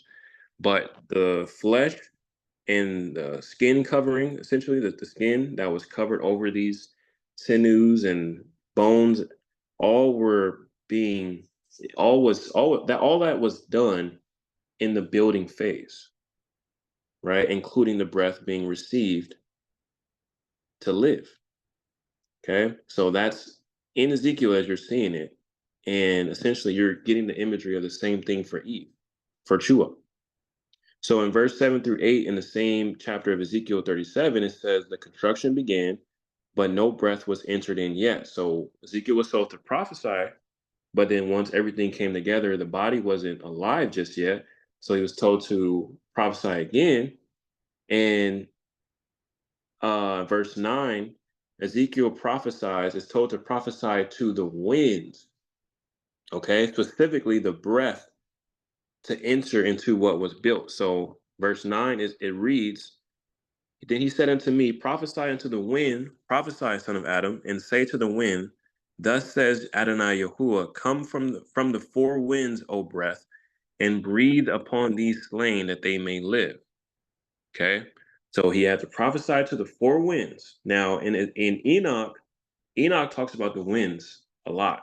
That was really the main reason why he was even able to fly in the spirit and see all of what he did. What he saw was the winds were literally pushing him up and pushing him left and right, north, south, all these different places. And the winds were carrying him. And in chapter 69:31, it says something super awesome. Okay. Super awesome. It says that, okay, so it says, thus the heavens have the blowing of the winds.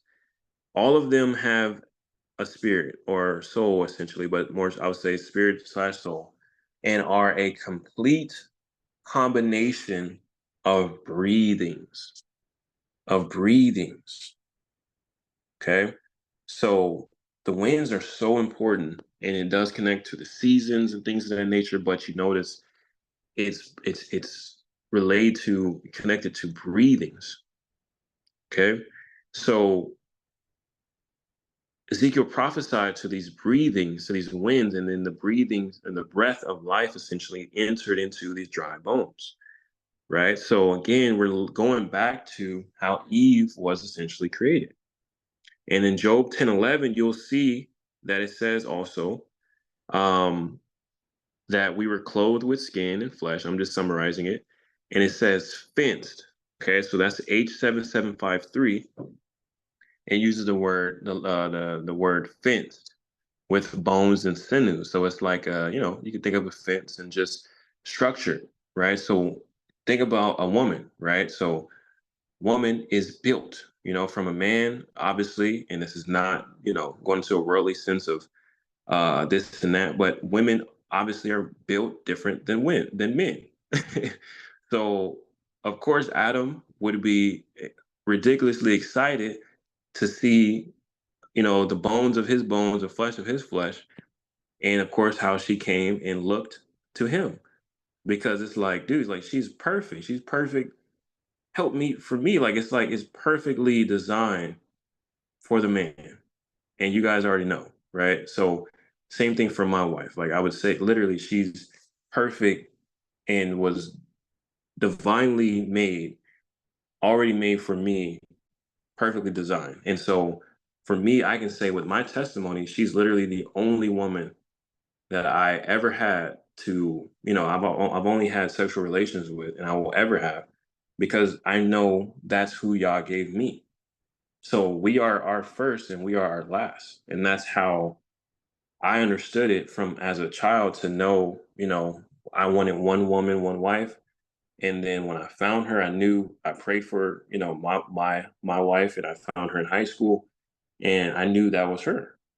And there was nothing for me to go back off. I wasn't going to fold on that because I'm like, I already know that's her. I felt it in my spirit.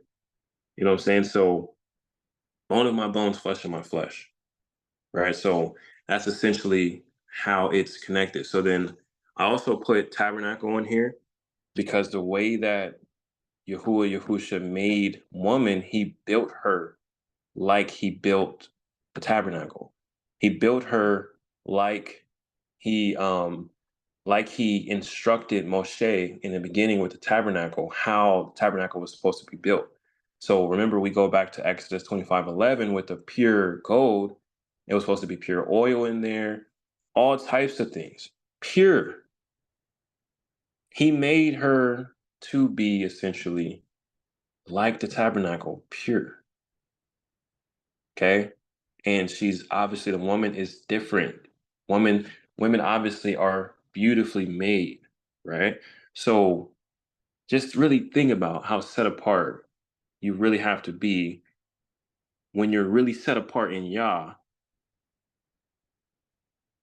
rather than being built by how the world wants you to be built. I'm just saying it from a general sense. It's just like you're different. You're supposed to be different and understand how you were made. Okay, so you see those two words differently in there, right? Hebrew words. So now we're going to just analyze the surgery. Okay, so we already talked about Yahusha being a surgeon. Okay, so we go back and you notice he caused a deep sleep for Adam. He caused a deep sleep for Adam. All right. And I just want to make sure you guys know on record, and nobody's saying I got eyes for other women out here. Make sure we put that in there because it's always one. It's always one out there going doing something wild. I only have eyes for my wife, so I just want to make sure I put that in there. But I said women are made beautifully. You guys know. But it's crazy. I even got to put that in there. I just have to put that in there. Anyway, let's keep going. Analyzing the surgery. Okay. So Yahusha caused a deep sleep on Adam. All right. Then he opened a portion. So I will show you guys this too. Um, I will show you guys this too. Give me 1 second. I gotta go to my files, and this is just so you guys have this on record. You guys can look into it yourself. Um, because someone out there also will mention, was it the rib or the side? Okay, so I did forget. I needed to show this as well. So as you see here, this is by this. He calls himself a rabbi. But it says, if Eve was created from a rib, Yah certainly knew that what he was doing was natural, basically. Not only do the ribs lie close to and protect a man's heart, but they are the only bones which regenerate if cut properly, and as a result are often used on patients for bone reconstruction. Yah could have taken a part of Adam's rib and it would have grown back. Okay, so you got to have a master surgeon at work. So then all these other things that he's listing is like, other replies from other quote unquote rabbis. And they basically talk about how, in some of these oral traditions and written traditions, and how they may, believe certain things break down in the word, they'll say that it was not the rib specifically. And they'll, list certain things in there. So, um, one of the interesting things they put was they believe that Eve was made from a bone from the penis gland or something like that of Adam, and they say that because male animals have a bone within their genital, and so man doesn't. So they believe, the connection there. I mean, we already see literally that man was made in the image of the Father, the Son, and the Ruach, and not beast. Even though animal came, around the same time, obviously, but it's like still we weren't made in the image of animal, like of beast. That doesn't make any sense. But again, oral and written traditions, they put these things together, and they have their opinions and things like that. So again, it's just for consideration for you guys to just be exposed to it, just like when we were in the Enoch study, and we talked about how there's traditions about how the giants still was alive because it was one giant named Og uh that climbed on top of the ark and survived that way, and then was able to reproduce all that stuff. Yeah, it's all types of stuff out there, you guys. So I just want to make sure you guys are exposed to these different things because it's good for you to know, and be able to understand and see what's out there. All right, so let me go back to my slide.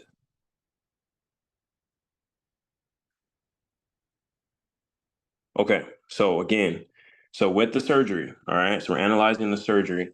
Um, it says that who should open up the flesh. He took out the rib, then he closed the rib. So he built up the flesh where it was open. He closed the rib. I'm gonna close the flesh. All right, and then he built the woman.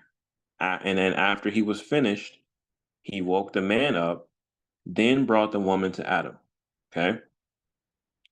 So within this building process, so please follow, all right? Within this building process, there's going to be blood involved. Now, on the initial reading, when you're reading this, especially growing up, nobody's going to talk about like blood and things like that. Nobody's going to talk about that. Like, again, even with Adam being made from the dust of the ground and, formed a body, you never see the pattern of Ezekiel 37, right? With the dry bones and the sinews and all that stuff. You never see that actually being like that. You just see like the dust, and then the dust just fades, and then just you see the body of Adam, right?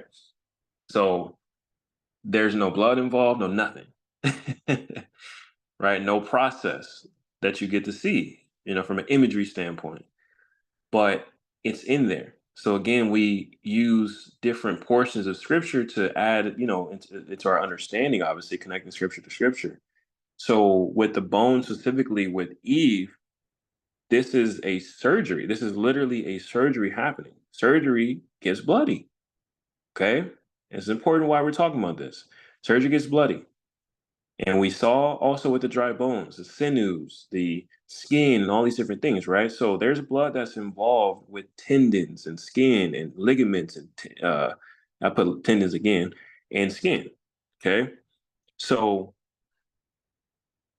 I'm going to show you guys here too, image of basically, how skin breaks down. And it's I'm not going into it like heavily in science or whatever, but it's just very basic. So tendons and ligaments have a very poor blood supply, meaning that they do not have any blood vessels that travel through them, which is what makes them very strong and resistant to stretch. This is also why they do not heal quickly, because they lack a direct blood supply. Now, some of you may be asking then, how do they get what they need to heal? The materials that they need to heal are supplied to the body in the blood and then are transferred to the tissue through the fluid that leaves the blood flow carrying the needed materials. Therefore, ligaments and tendons need to be constantly bathed with this fluid since they do not have a direct blood supply within them as muscles do. This is why they take longer to heal than muscle. So I think that's super cool. I personally didn't know a lot of this stuff too. Anatomy, I don't know why anatomy was not I always tried to take anatomy. I took anatomy like maybe once, but I don't know. Anyway, in biology and all those different things, maybe I just forgot. But yeah, I think it's really cool the way that this person, wrote it, like a bathing type of situation with the blood flow. Um, So in here, this is just from one of some type of study, but basically it says that with skin, okay? So with skin, which is like this, basically like a layer of your skin, breaking down is just like an image of what it looks like. You see, you have all these veins and all these different, portions of how the skin is made, right? So it says that erector pili muscles, the smallest skeletal muscles of the body, are found in all areas of the skin that contain hair follicles. These tiny muscular structures control the positioning of hairs and the activity of uh, sebaceous, probably butchered that, glands in response to environmental induction, such as heat and abrasion. So it's just basically telling you like there's different things that are connected to it. Talks about the nervous system there, as you guys see, responses to cold, quote unquote goosebumps. Then you see at the bottom here, it talks about the skin as well, the multiple layers, right? And then it says thinner skin is present on eyelids, in axillae, genitals, and the mucosal surfaces exposed to the external environment, such as oral mucosa, vaginal canal, and other selected internal body surfaces.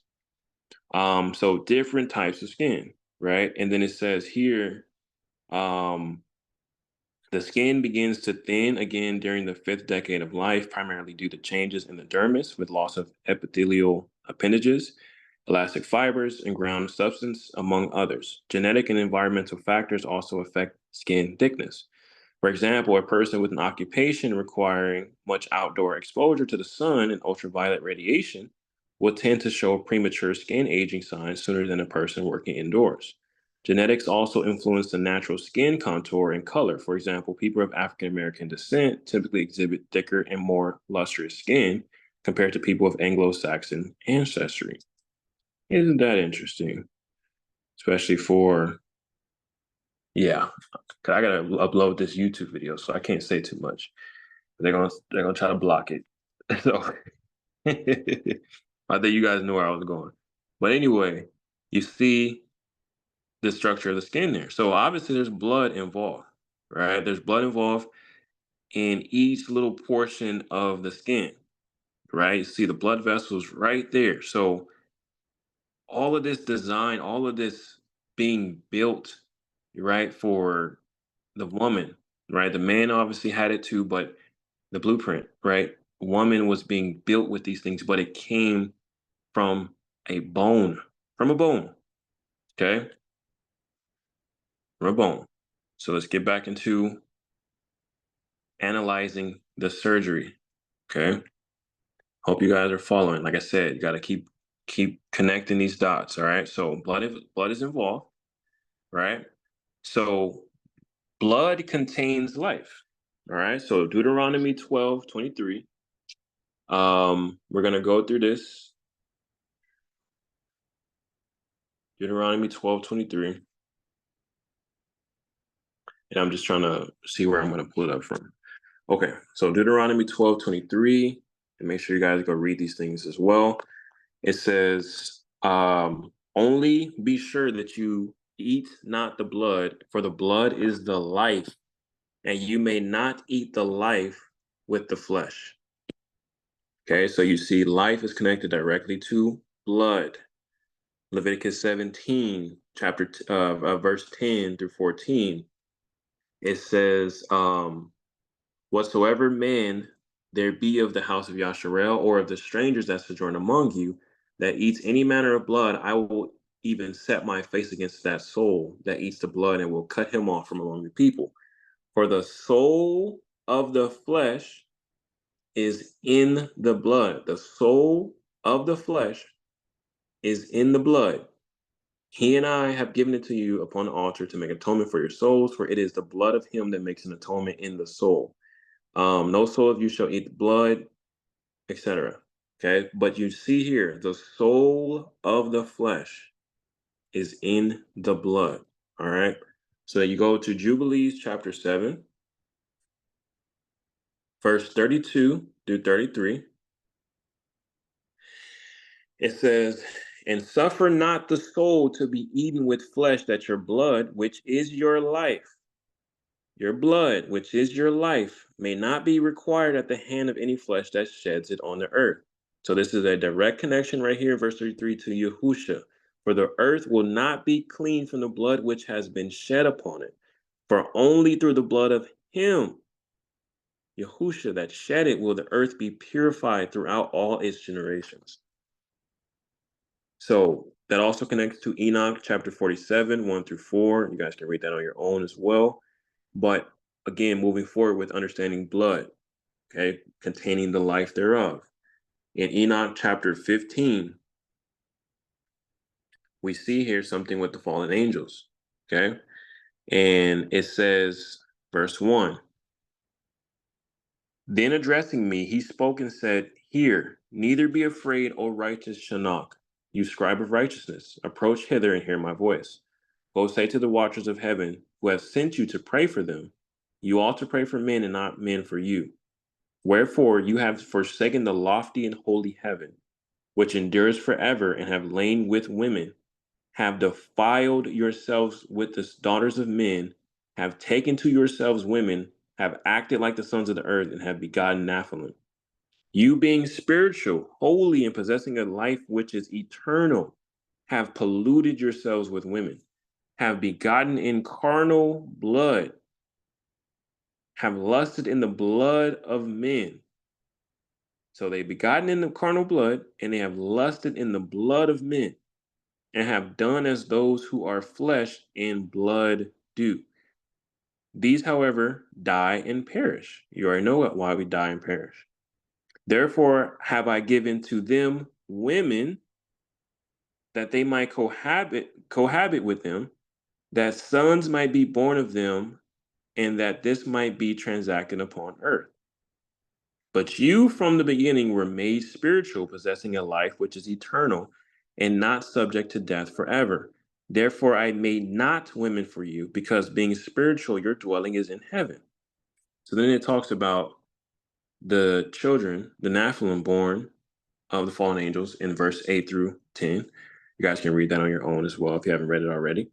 But you see that literally the fallen angels were involved, obviously, in the blood of man, right? And it's simple, obviously, when you just know that off the back, but it gets more interesting when you kind of look at it from the standpoint that we're analyzing it from with this surgery. Okay, so they intermingled, obviously, the blood there with the blood thereof, and that is why their children, who eventually died, became demons, and that's why they have a direct soul tie with us. And it's literally a blood and soul tie. So when they're coming after us, it's not by accident why we deal with these demons and we have spiritual warfare. Now again, this is also why the blood of Yahusha is so important. It's so important. And again, it was not only powerful when he came into our flesh, but through him already from the beginning, the Abiyah made the covenants and things of that nature. All these things were already connected, and it's all through his name. That's why his name has so much power, because it's his father's name, et cetera, et cetera, et cetera. Like, it all ties together. The covenants, commandments, all these things tie in together, because the blood itself is not just going to be by itself, the life thereof. But Yahusha is the life of men. He's the light and the light and the life of men. Right. So we'll talk about that, how that connects, obviously, in these next these next slides.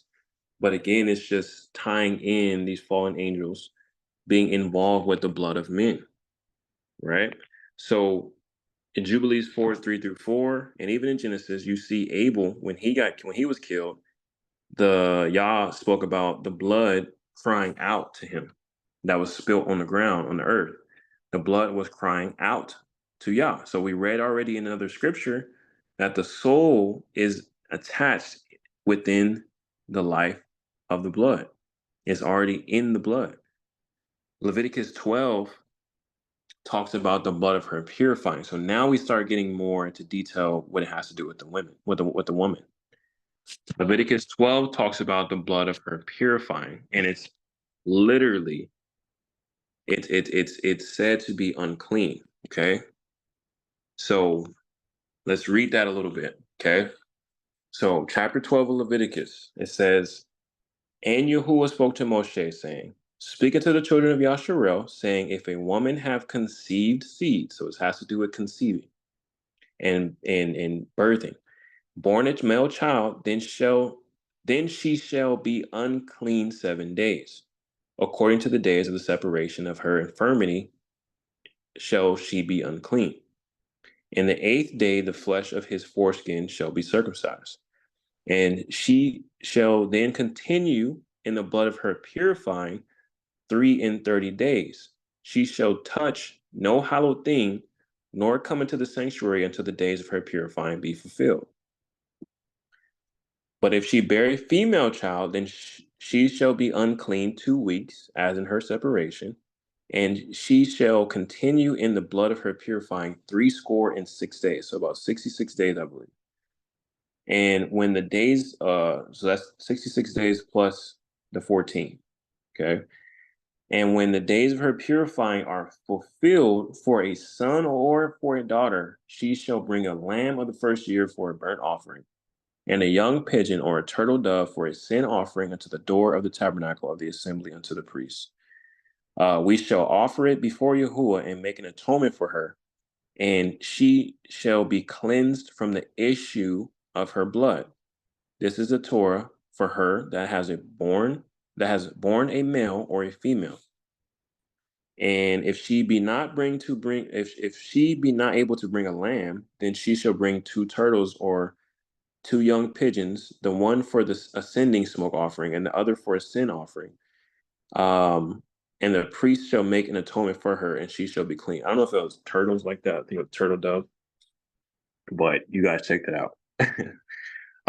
So with this birthing process, okay, you see it's technically an unclean act. It's not sitting there saying it's not beautiful, right? And not, amazing or whatever, but it's just because of the blood that is happening and that's brought out during this time specifically is referred to as like unclean or an infirmity or the blood of her purifying after she's already had the child and she's recovering. So you guys know a lot of women that already have had children.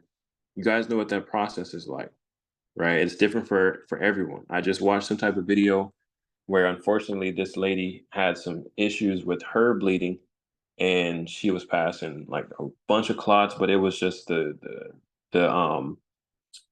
the place that she delivered at wasn't taking her serious, and she knew something was wrong, and she was bleeding, and it was way more than she should have been, and she just experienced a whole bunch of like health issues. She had twins too, so she didn't even get to see her twins until like 2 months or 3 months later because of all the health issues that she had. And the doctors weren't taking her serious at the time. And then someone was like, no, this is not right, blah, blah, blah. But it was literally because of the blood. Okay. Because of her bleeding.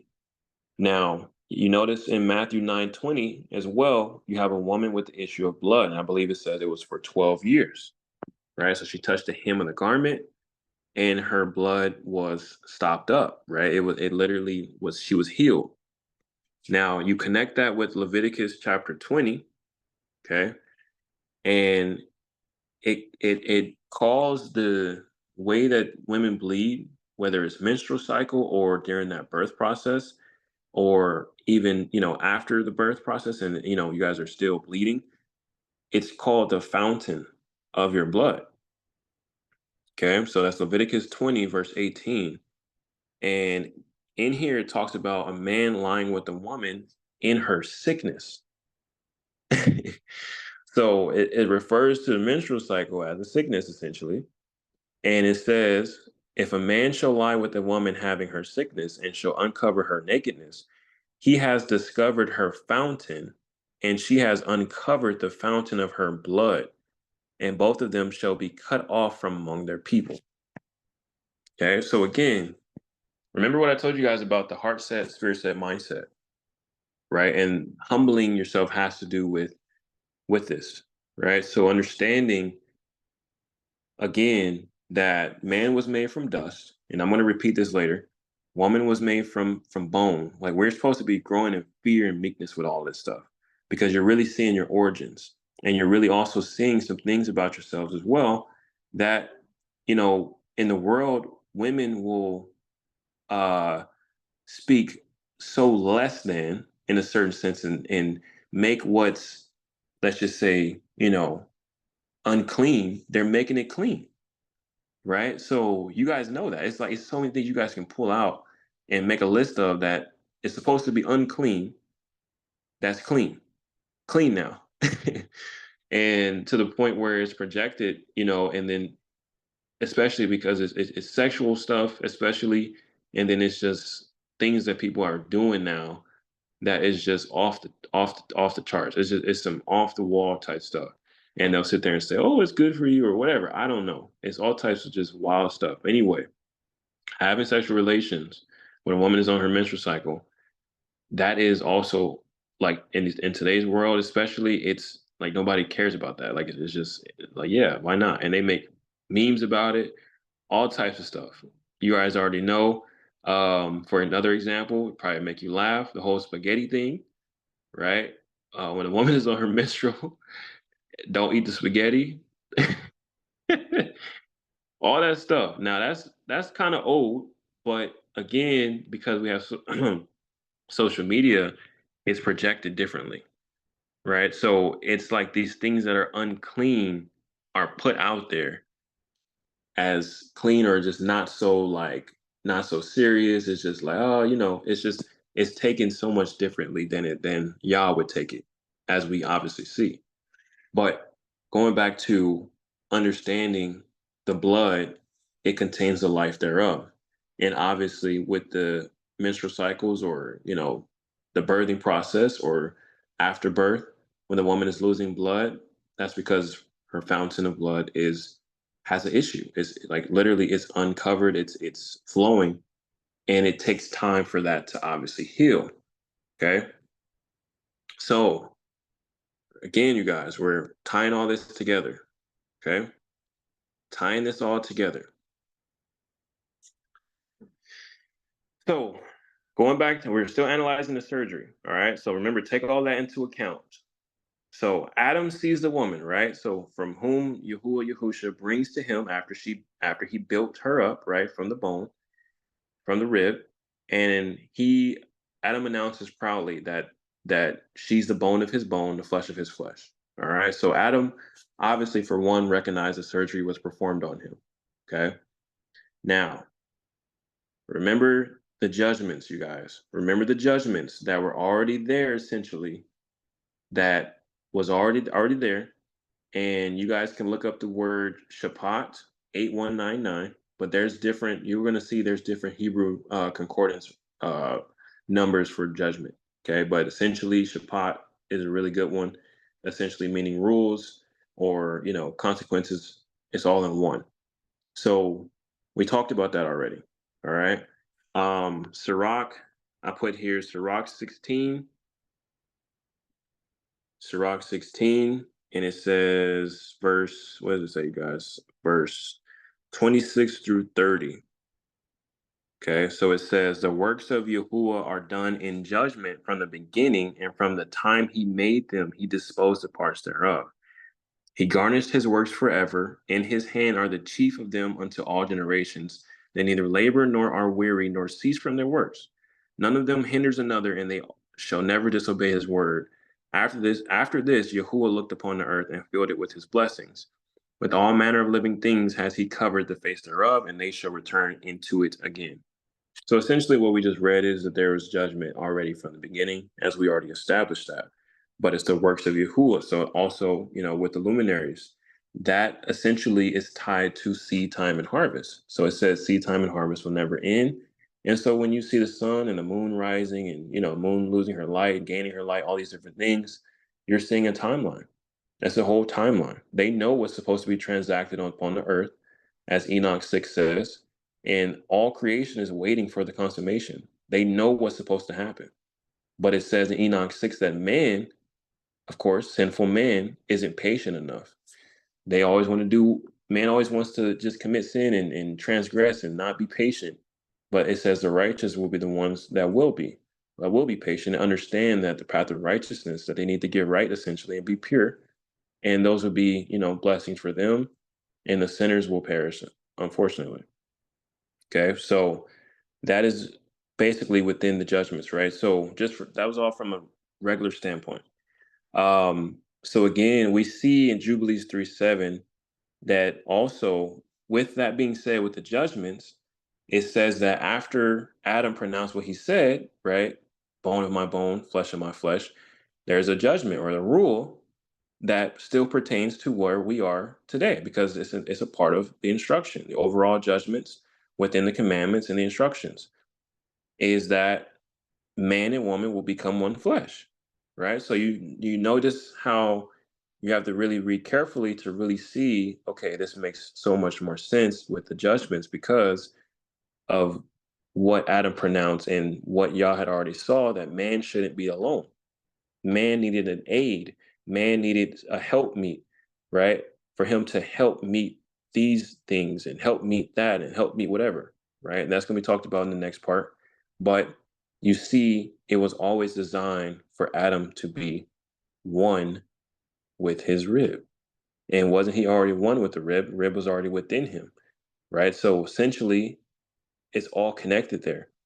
But the judgment is literally man and woman, one flesh. And then you understand from a marriage standpoint why that's the case, right? So another judgment that we see in Jubilees 3. Now, this is very keen. Why is it talking about Eve in her defilement?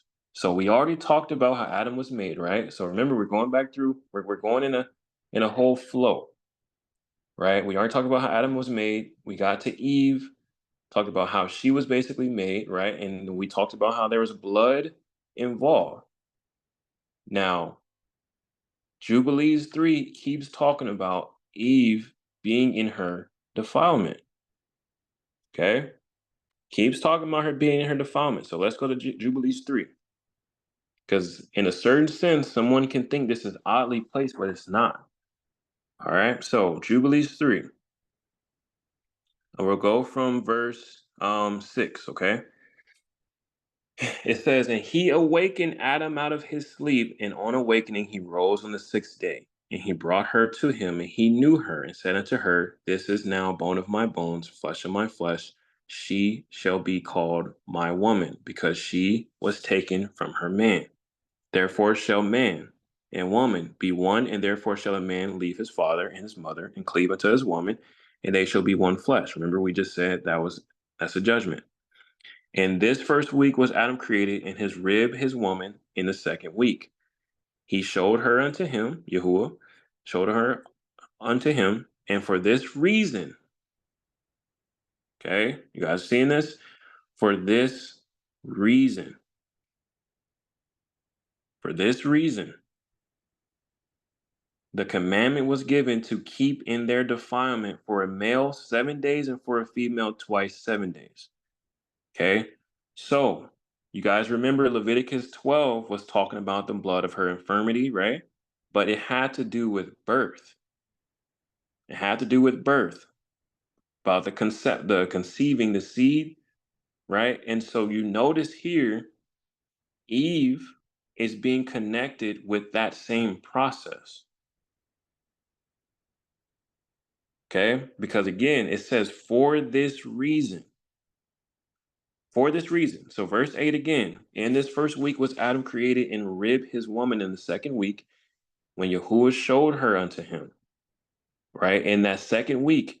And it says, for this reason, the commandment was given to keep in their defilement for a male 7 days and for a female twice 7 days. Okay. And then it starts talking about Adam had completed 40 days in the land where he had been created, and we brought him into the Garden of Eden to till and guard it. So we talked about that already, the pre-drop training. It says, but his woman they brought in on the 80th day. And after this, she entered into the Garden of Eden. Now again, watch this. And for this reason, the commandment is written on the heavenly tablets in regard to her that gives birth. If she bears a male, she shall remain in her uncleanness 7 days according to the first week of days. And 30 and 3 days shall she remain in the blood of her purifying. So you add that up. What is that, guys? It's 40 days. Okay. So, and she shall not touch, she shall remain in the blood of her purifying, and she shall not touch any sanctified thing. Because remember, she's unclean. She's unclean in the blood of her purifying. In Leviticus, it also talks about how the women were supposed to also leave the camp when she was in her period, basically, in her menstrual cycle. It's unclean. Nor enter into the sanctuary until she accomplishes these days which are enjoined in the case of a male child.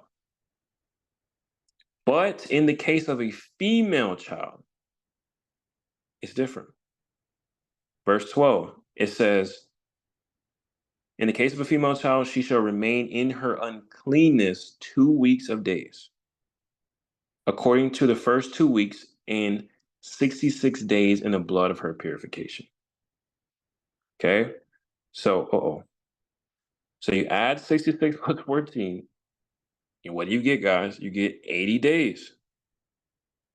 It's not by accident we see Adam having to have 40 days until he's entered into the Garden of Eden, and then 80 days. Let me keep going. It says, and they will be in all 80 days. And when she had completed these 80 days, so you notice it transitioned a little bit into the birth stuff, and then now it's going back into the present time of them being created and then instructed before they get into the Garden of Eden. So verse 13, it says, and when she had completed these 80 days, we brought her into the Garden of Eden, for it is holier than all the earth besides, and every tree that is planted in it is holy. Therefore, now watch again, you guys, verse 14, therefore there was ordained regarding her who bears a male or female child the statute of those days, that she should not touch no sanctified thing, nor enter into the sanctuary until these days for the male and female are accomplished. This is the Torah and testimony which was written down for Yasharel in order that they should observe all the days. So it's repeated again in verse 14.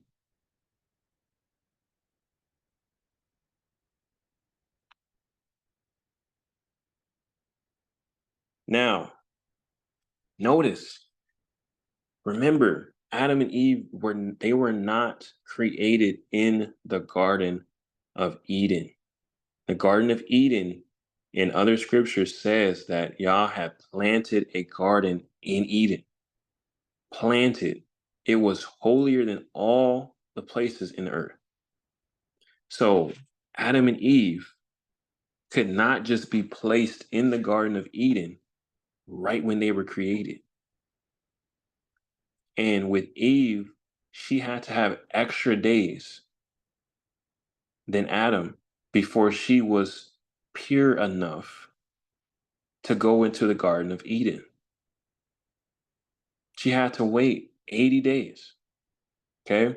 So there's suggestions also that she could have already gone through, had menstrual cycles in the Garden of Eden as well. Now, before we go into that portion, remember she's created from a bone. So again, there's blood that's involved with her creation.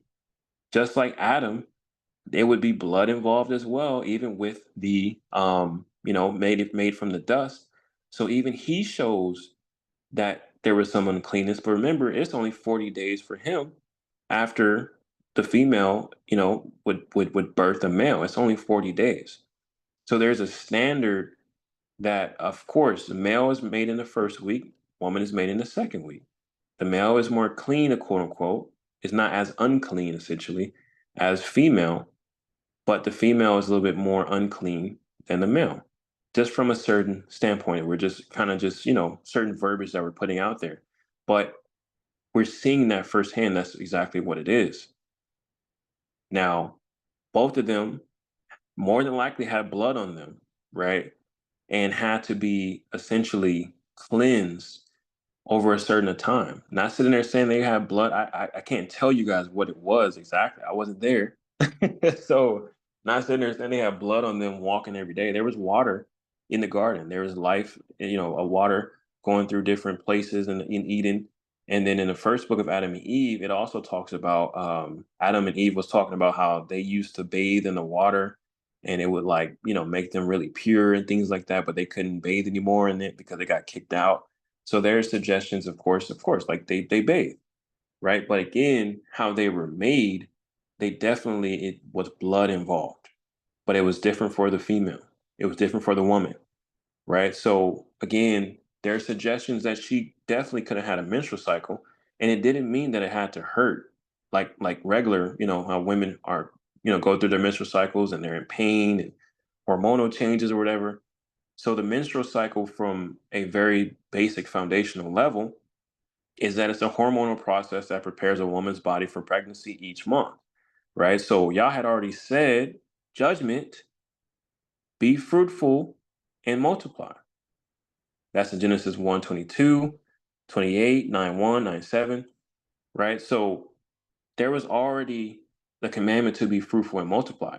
So there are also scriptures that say that Adam and Eve essentially didn't really consummate their marriage like sexually. It could have, I don't know, it could have happened, but basically there's scriptures that says that they didn't really consummate their marriage until they left the Garden of Eden, and that's when they started having children.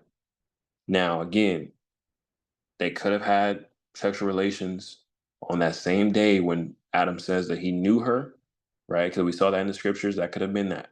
But like I said, it more than likely looks like he understood that surgery was done on him.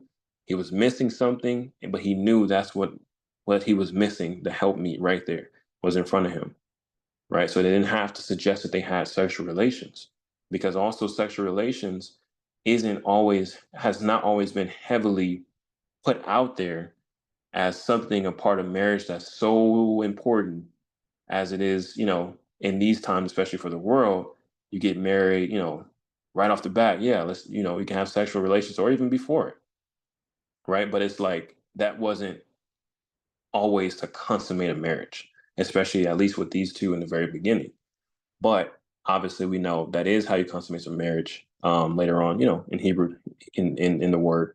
But you guys, I think you guys understand where I'm coming from. But be fruitful and multiply was already a command even given to the animals. So of course, they have to have some type of sexual relations to be more fruitful and multiply.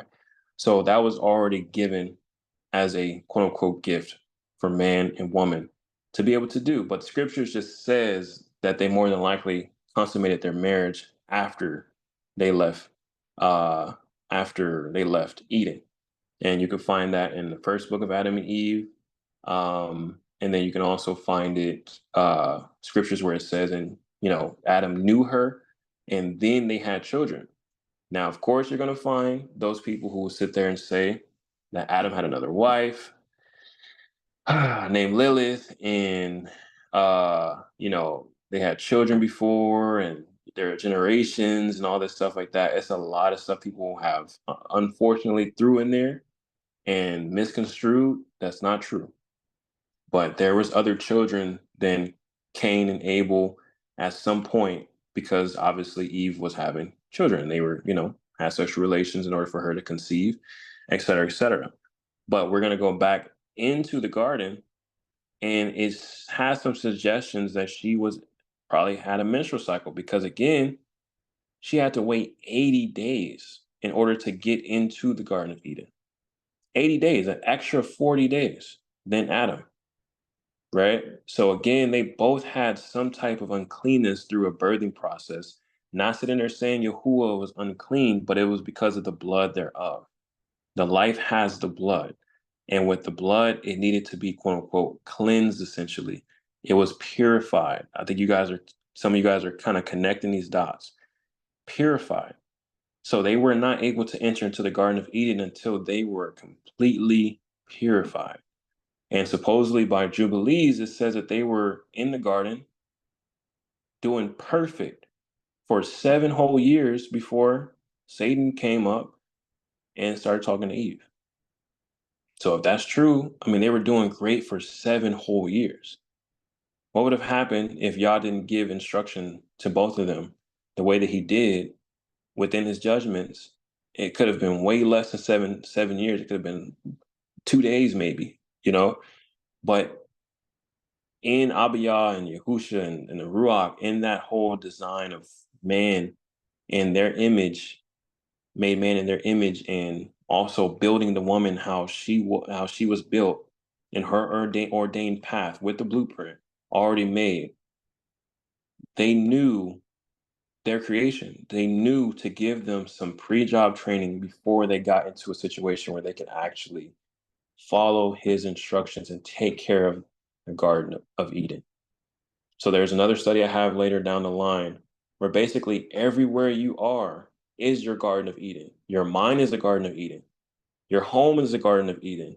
Your heart is a Garden of Eden. Your workplace is a Garden of Eden. Your children are in your Garden of Eden. You have to take care of it the way Yah says to take care of it. Remember, your ways are not his ways, right? Your thoughts are not his thoughts. You have to do it the way he's asked you to do it, and he's leading you to do it. To take care of it the way he wants you to do it. Because if you don't, there's already a judgment waiting, a consequence waiting when you don't do it the right way that he tells us to do. Right? So going back to some connections, the menstrual cycle was more than like a normal process that she was going through.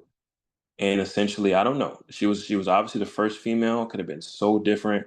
I don't know, you guys. I'm just throwing in that as a suggested connection that she probably had a menstrual cycle. And that's why she also had to wait another 80 days, but it was because of the blood. The blood was her fountain of blood had to be somehow open in some type of period portion, because in Jubilees it keeps talking about basically the Leviticus portion about the blood of her purifying. Literally, the blood of her purifying in order to get into the garden. Before you get into the garden, it's just very interesting.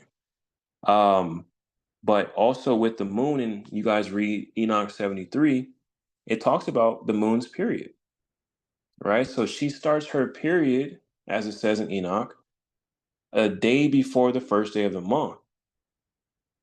Okay, so again, go read it for yourself. But she starts her period, quote unquote, and there's no way that a moon could be just full right off the bat when she starts her period. That's not how periods even work. Because a lot of people, a lot of women's menstrual cycle can also link up with the moon, but don't go so heavy into that, because a lot of witches do that too.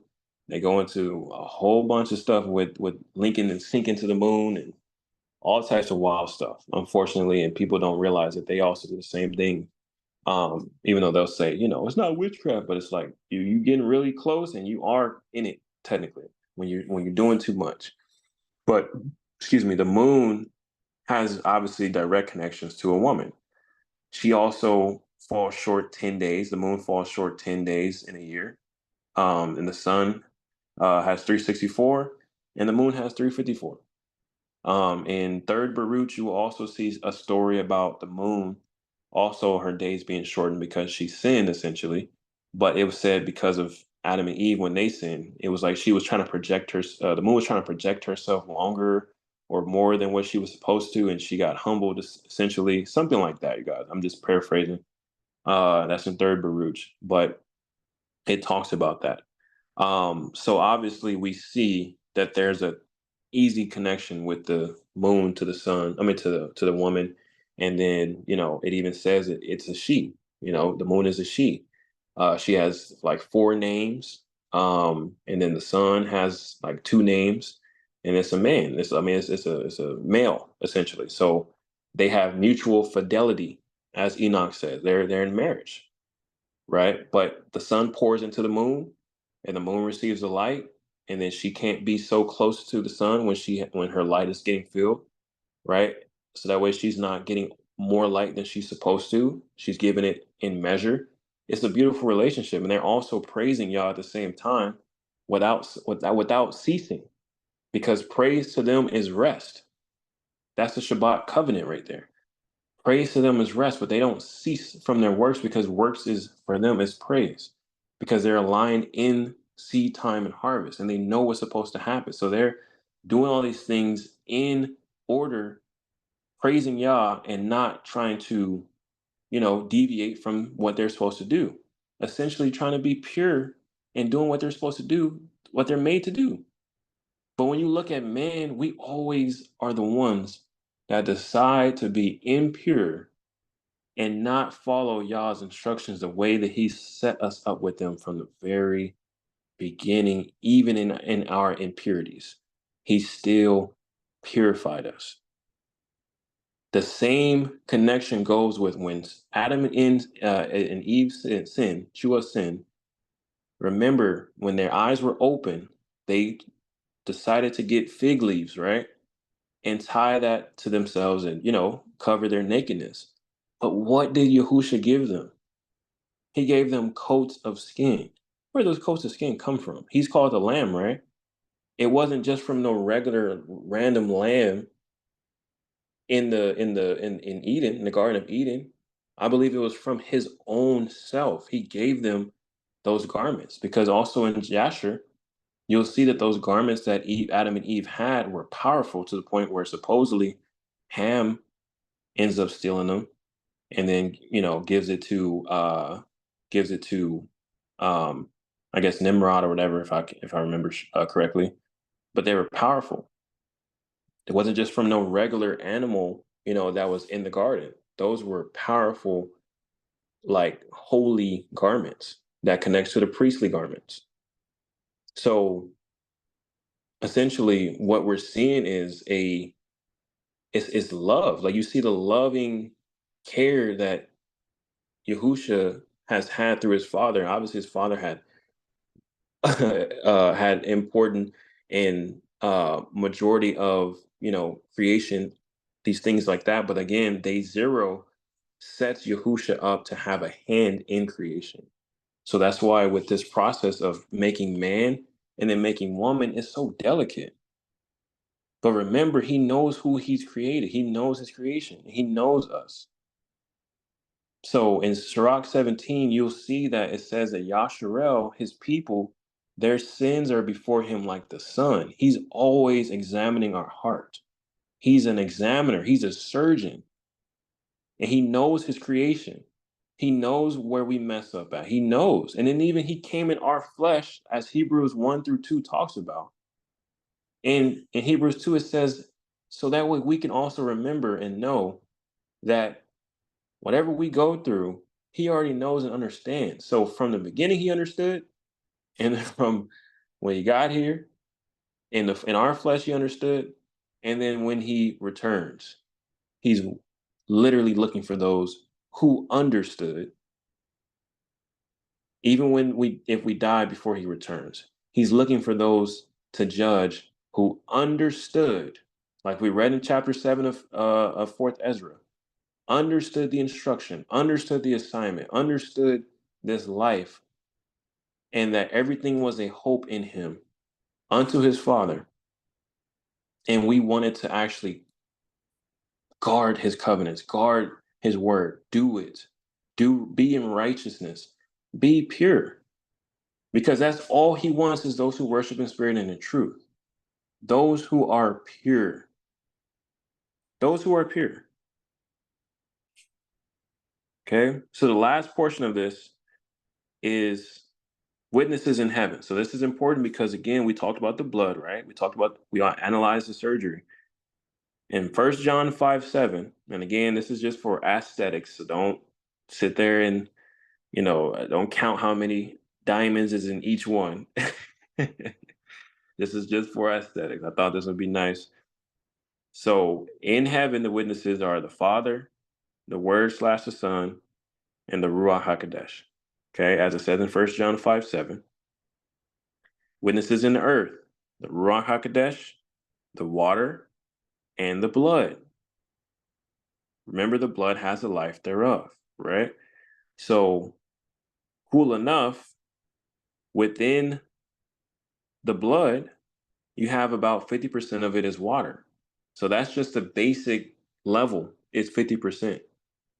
But they always say it's 50% to about 90% or so, right? So when you read in that same chapter of 1 John 5, you will see that it says that Yahushua did not just come just by the blood and water alone. It was through the Ruach, right? And then you guys know when he was on that tree that literally when they pierced his side, blood and water came out, right? It's all these little different connections are just not little. All these connections they just start hitting so different. And then you go to the tabernacle and you see how blood was so involved and water and all these things. It just overfills your cup when you really start connecting all the dots.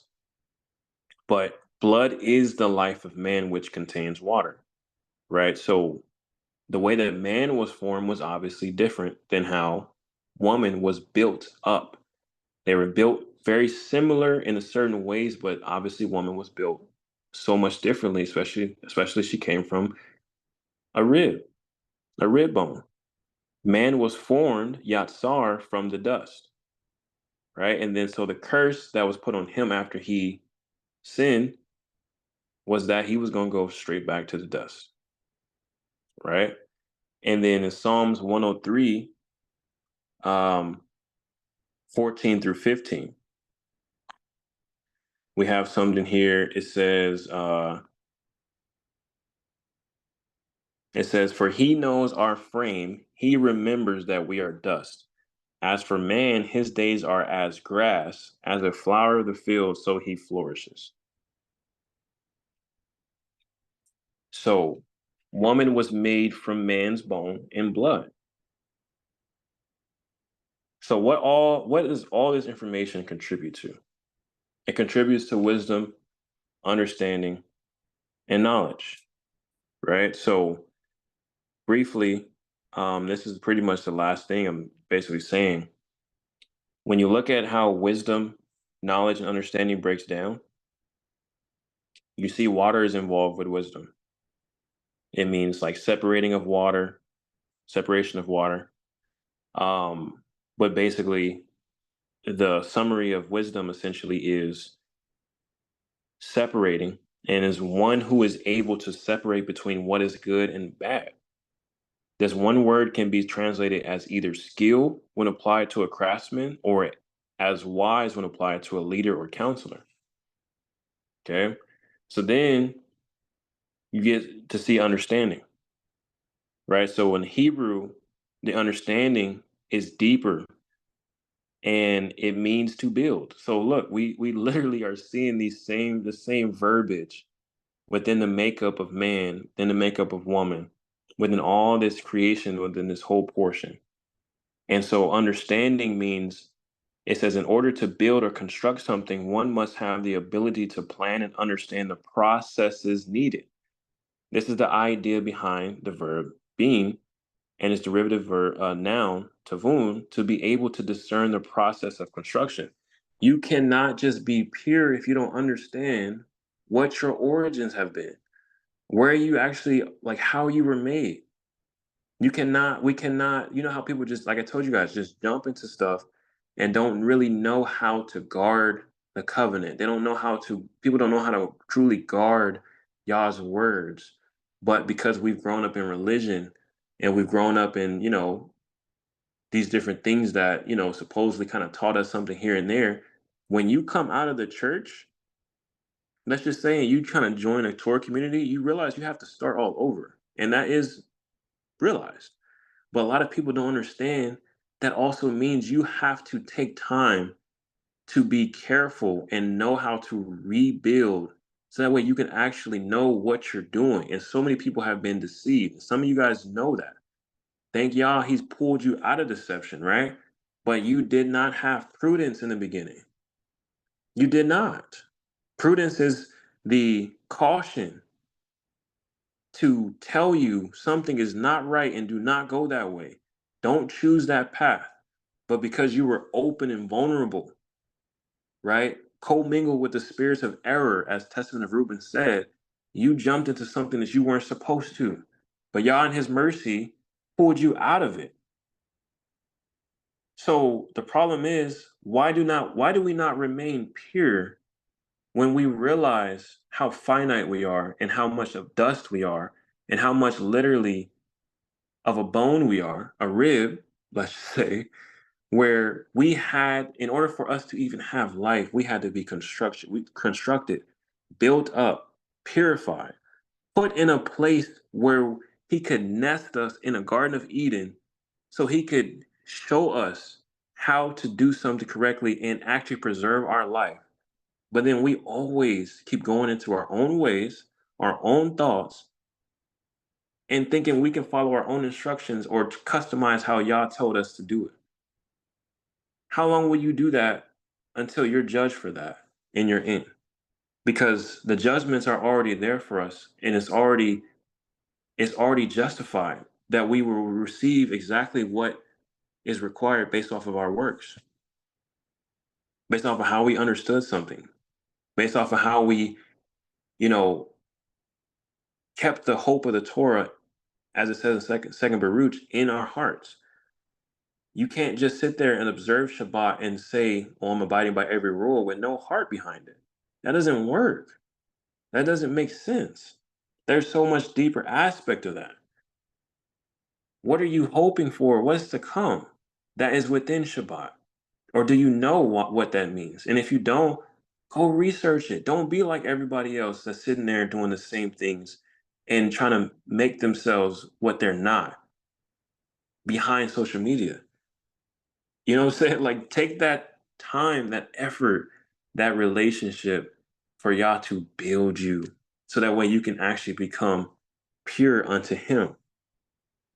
People don't accept pure methods of Yah, especially in the public eye, let's just say Torah community, because these things are not projected as important, the most important. They're not. They're everything else before purity is put there first. And then you go into something and you don't even know how to keep something pure. That's why you got so many people over here in this group, and that group. Why are we not talking about how to remain pure before Yah? Isaiah 1 literally says he was tired of their new moons, Shabbats, sacrifices, all of that stuff. He said, clean yourself up, purify yourselves, and learn and do right. Like, that's what we're supposed to be doing. Go read Isaiah 58 the same way.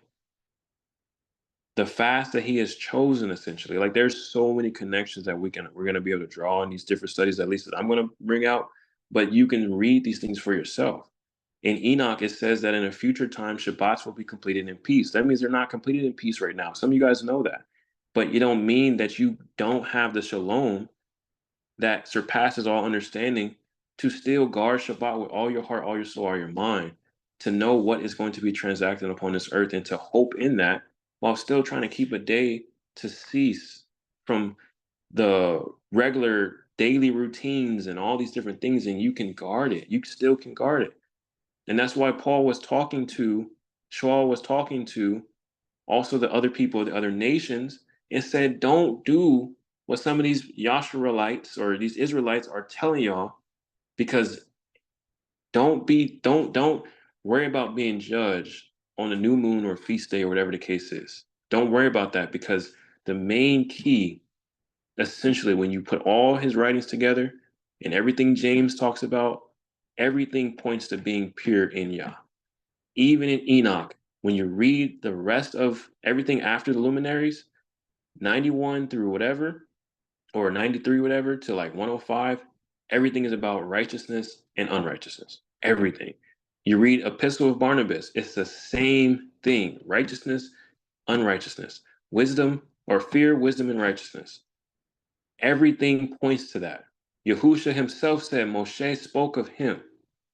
So the Pharisees and Sadducees could not understand it. Righteousness, or you're being in unrighteousness. Everything comes down to purity. So that's why he said, if you're holy, be more holy, or stay holy. If you're filthy, stay filthy. Like, because he's like, I'm coming soon, and my reward is with me. It's either you're going to receive a crown or you're going to receive a judgment to hell. That is like, it's literally that, like, simple, but it's beautiful simplicity because we are given a chance to literally become pure, right? So again, with knowledge, you see that there's an understanding with knowledge. It means a door, right? And I'm just breezing through. Um, it says that let me see, door, blah blah blah. So with Hebrew, the knowledge, it says the idea of knowing in ancient Hebrew thought is similar to our understanding of knowing, but it is more personal and intimate.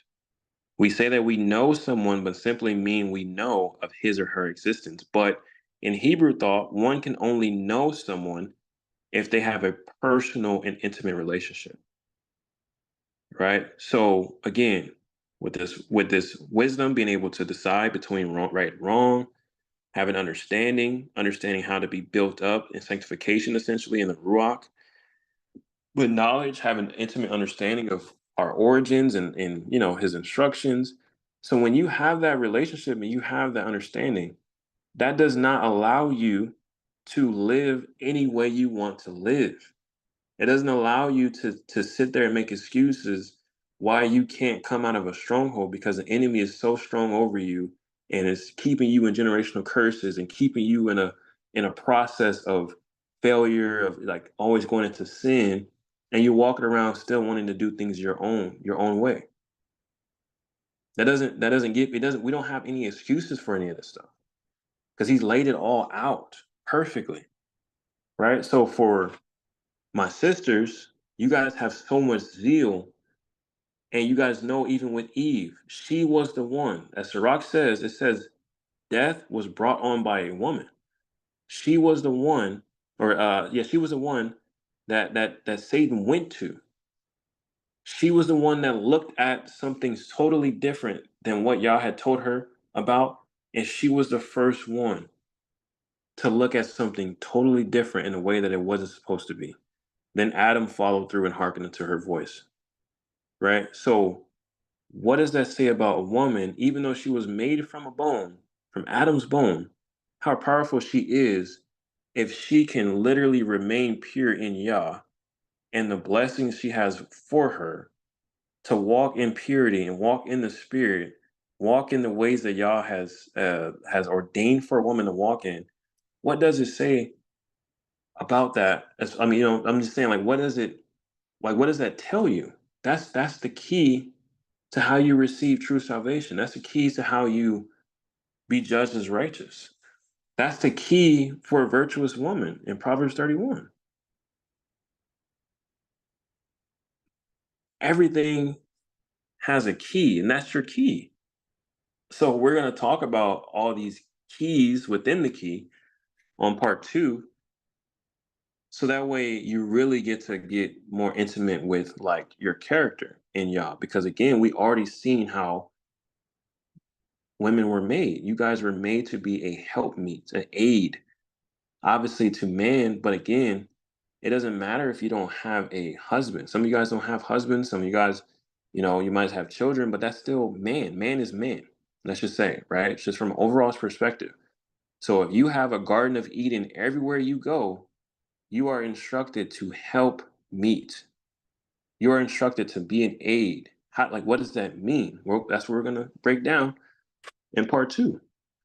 Because some of you guys may already be doing that. You may say, oh, well, you already know what I'm doing, blah, blah. But, maybe something in there is going to just sharpen whatever you're already doing. And I think it's going to be still a blessing overall. Said a lot. Said a lot. So Proverbs 1 through 7, please read that. But it talks about a wise person. So remember, we talked about those three types of people, those three groups of people. Either you're in the unworthy, the worthy, or the wise. You cannot just get to wisdom right off the bat, especially if you don't have fear. If you don't have true fear, that's what you're trying to grow in. The way you grow in fear is by growing in this knowledge and growing in understanding and truly allowing it to be intimate unto you in your heart and keeping it and truly walking in it.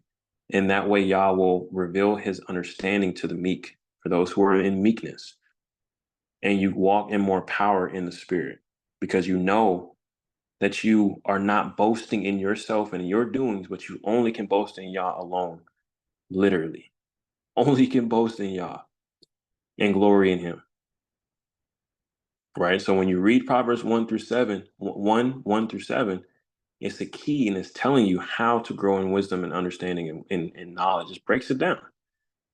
Right? So my sisters, you have so much ability to do that when you truly choose to be pure. Because it's already laid out what the opposite of pure is. And it's literally what Eve chose to do when she sinned. And then also, I would say the worst version of women was the ones that the fallen angels had relations with. That's like the worst representation of women right there ever of all time, because that was literally them in fornication. And you know what fornication truly means? In the basic form of it, it literally means uncleanness. Uncleanness. So the opposite of uncleanness is what? Clean, which is pure. So it was not by accident why Mary was chosen. It's not by accident why Judith act the way she acted. It's not by accident why there's certain prophetesses in the Word, and we're going to actually look at some of these women in the Word and break and look at their character. And that way, you absorb some of that stuff into you if you don't have it already. But of course, level up a little bit. But the way that Yah has made women is so unique and so detailed that a lot of you sisters have so much more to gain and grow in, and I think this is a very big part of it. Because when spiritual weapons of warfare comes, when we talk about prayer, we talk about anointing yourself and all these different things, we talk about these weapons of warfare. You're going to be so much more powerful in the spirit using these weapons of warfare, spiritual weapons of warfare. But you cannot do any of that stuff consistently and at all if you do not approach all of that with a purity in heart, mind, and spirit. You cannot do any of that stuff without being in purity. Same thing for Apocalypse of Elijah. It talks about a pure fast for man and woman to get rid of strife, to fight against demons, all these different things. A pure fast. We're going to talk about fasting too, because that's a part of the weapons of warfare. But I'm just giving you guys, what I'm saying, something to look forward to, because you're practicing something. You're practicing setting foundations now, so that way when you receive this level up that Yah is trying to give you, you know exactly what's required, instead of just going into something and then losing it and then wondering why it's not working, because you did not establish the true foundations of your walk. So, hope this is aesthetically pleasing as well. To be continued in part 2. I would do my best to get that out. Obviously, I got to work on pure for the men, and all that good stuff. But this was very special, that I wanted to at least bring out there and follow what y'all was telling me to do, put out there. Hope all of this made some type of sense. And if it didn't, again, just rewatch it, because I know it was like a flow where everything just started like hidden, and but again, read, reread, notice different things, write your own notes, talk to your brothers and sisters that you want to talk to, have good conversations about this. But ultimately, what you get out of this whole thing is, again, seek true purity. In all things that you're reading, you have to understand why you are literally walking in this path of righteousness. You are required to remain pure as best as you can. And your best is not your own best. You have to do it through the Spirit.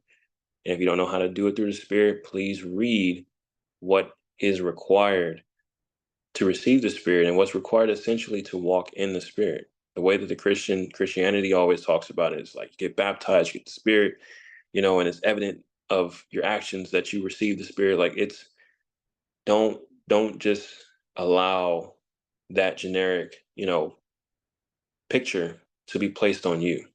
Remember the spirits or the portions in your soul that you were born with.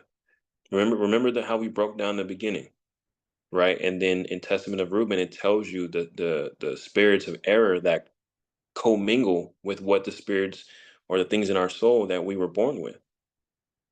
So, again, when we break down the weapons of spiritual warfare, you guys are going to see a lot of it has to do with your gut, what you put in your gut, essentially, not just obviously food, but yeah, food, but also like your emotions. It hits different places in your body, like all this stuff, and it's also from a very highly spiritual standpoint. You know what I'm saying? So when you're reading, it's like you literally are trying to gain purity in all things. How can you make your mind more pure? How can you make what you speak more pure? How can you make your emotions, what you go through, more pure? Even ladies in your menstrual cycles. We're talking about that next in the next part. But you guys know, right? In the world, they always make videos about how wild women get in their menstrual cycles and the hormones and all this stuff like that. Is it possible to remain pure in the blood of your purification? What does that look like? How do you aim to get that? Because it's not by accident you guys go through that stuff.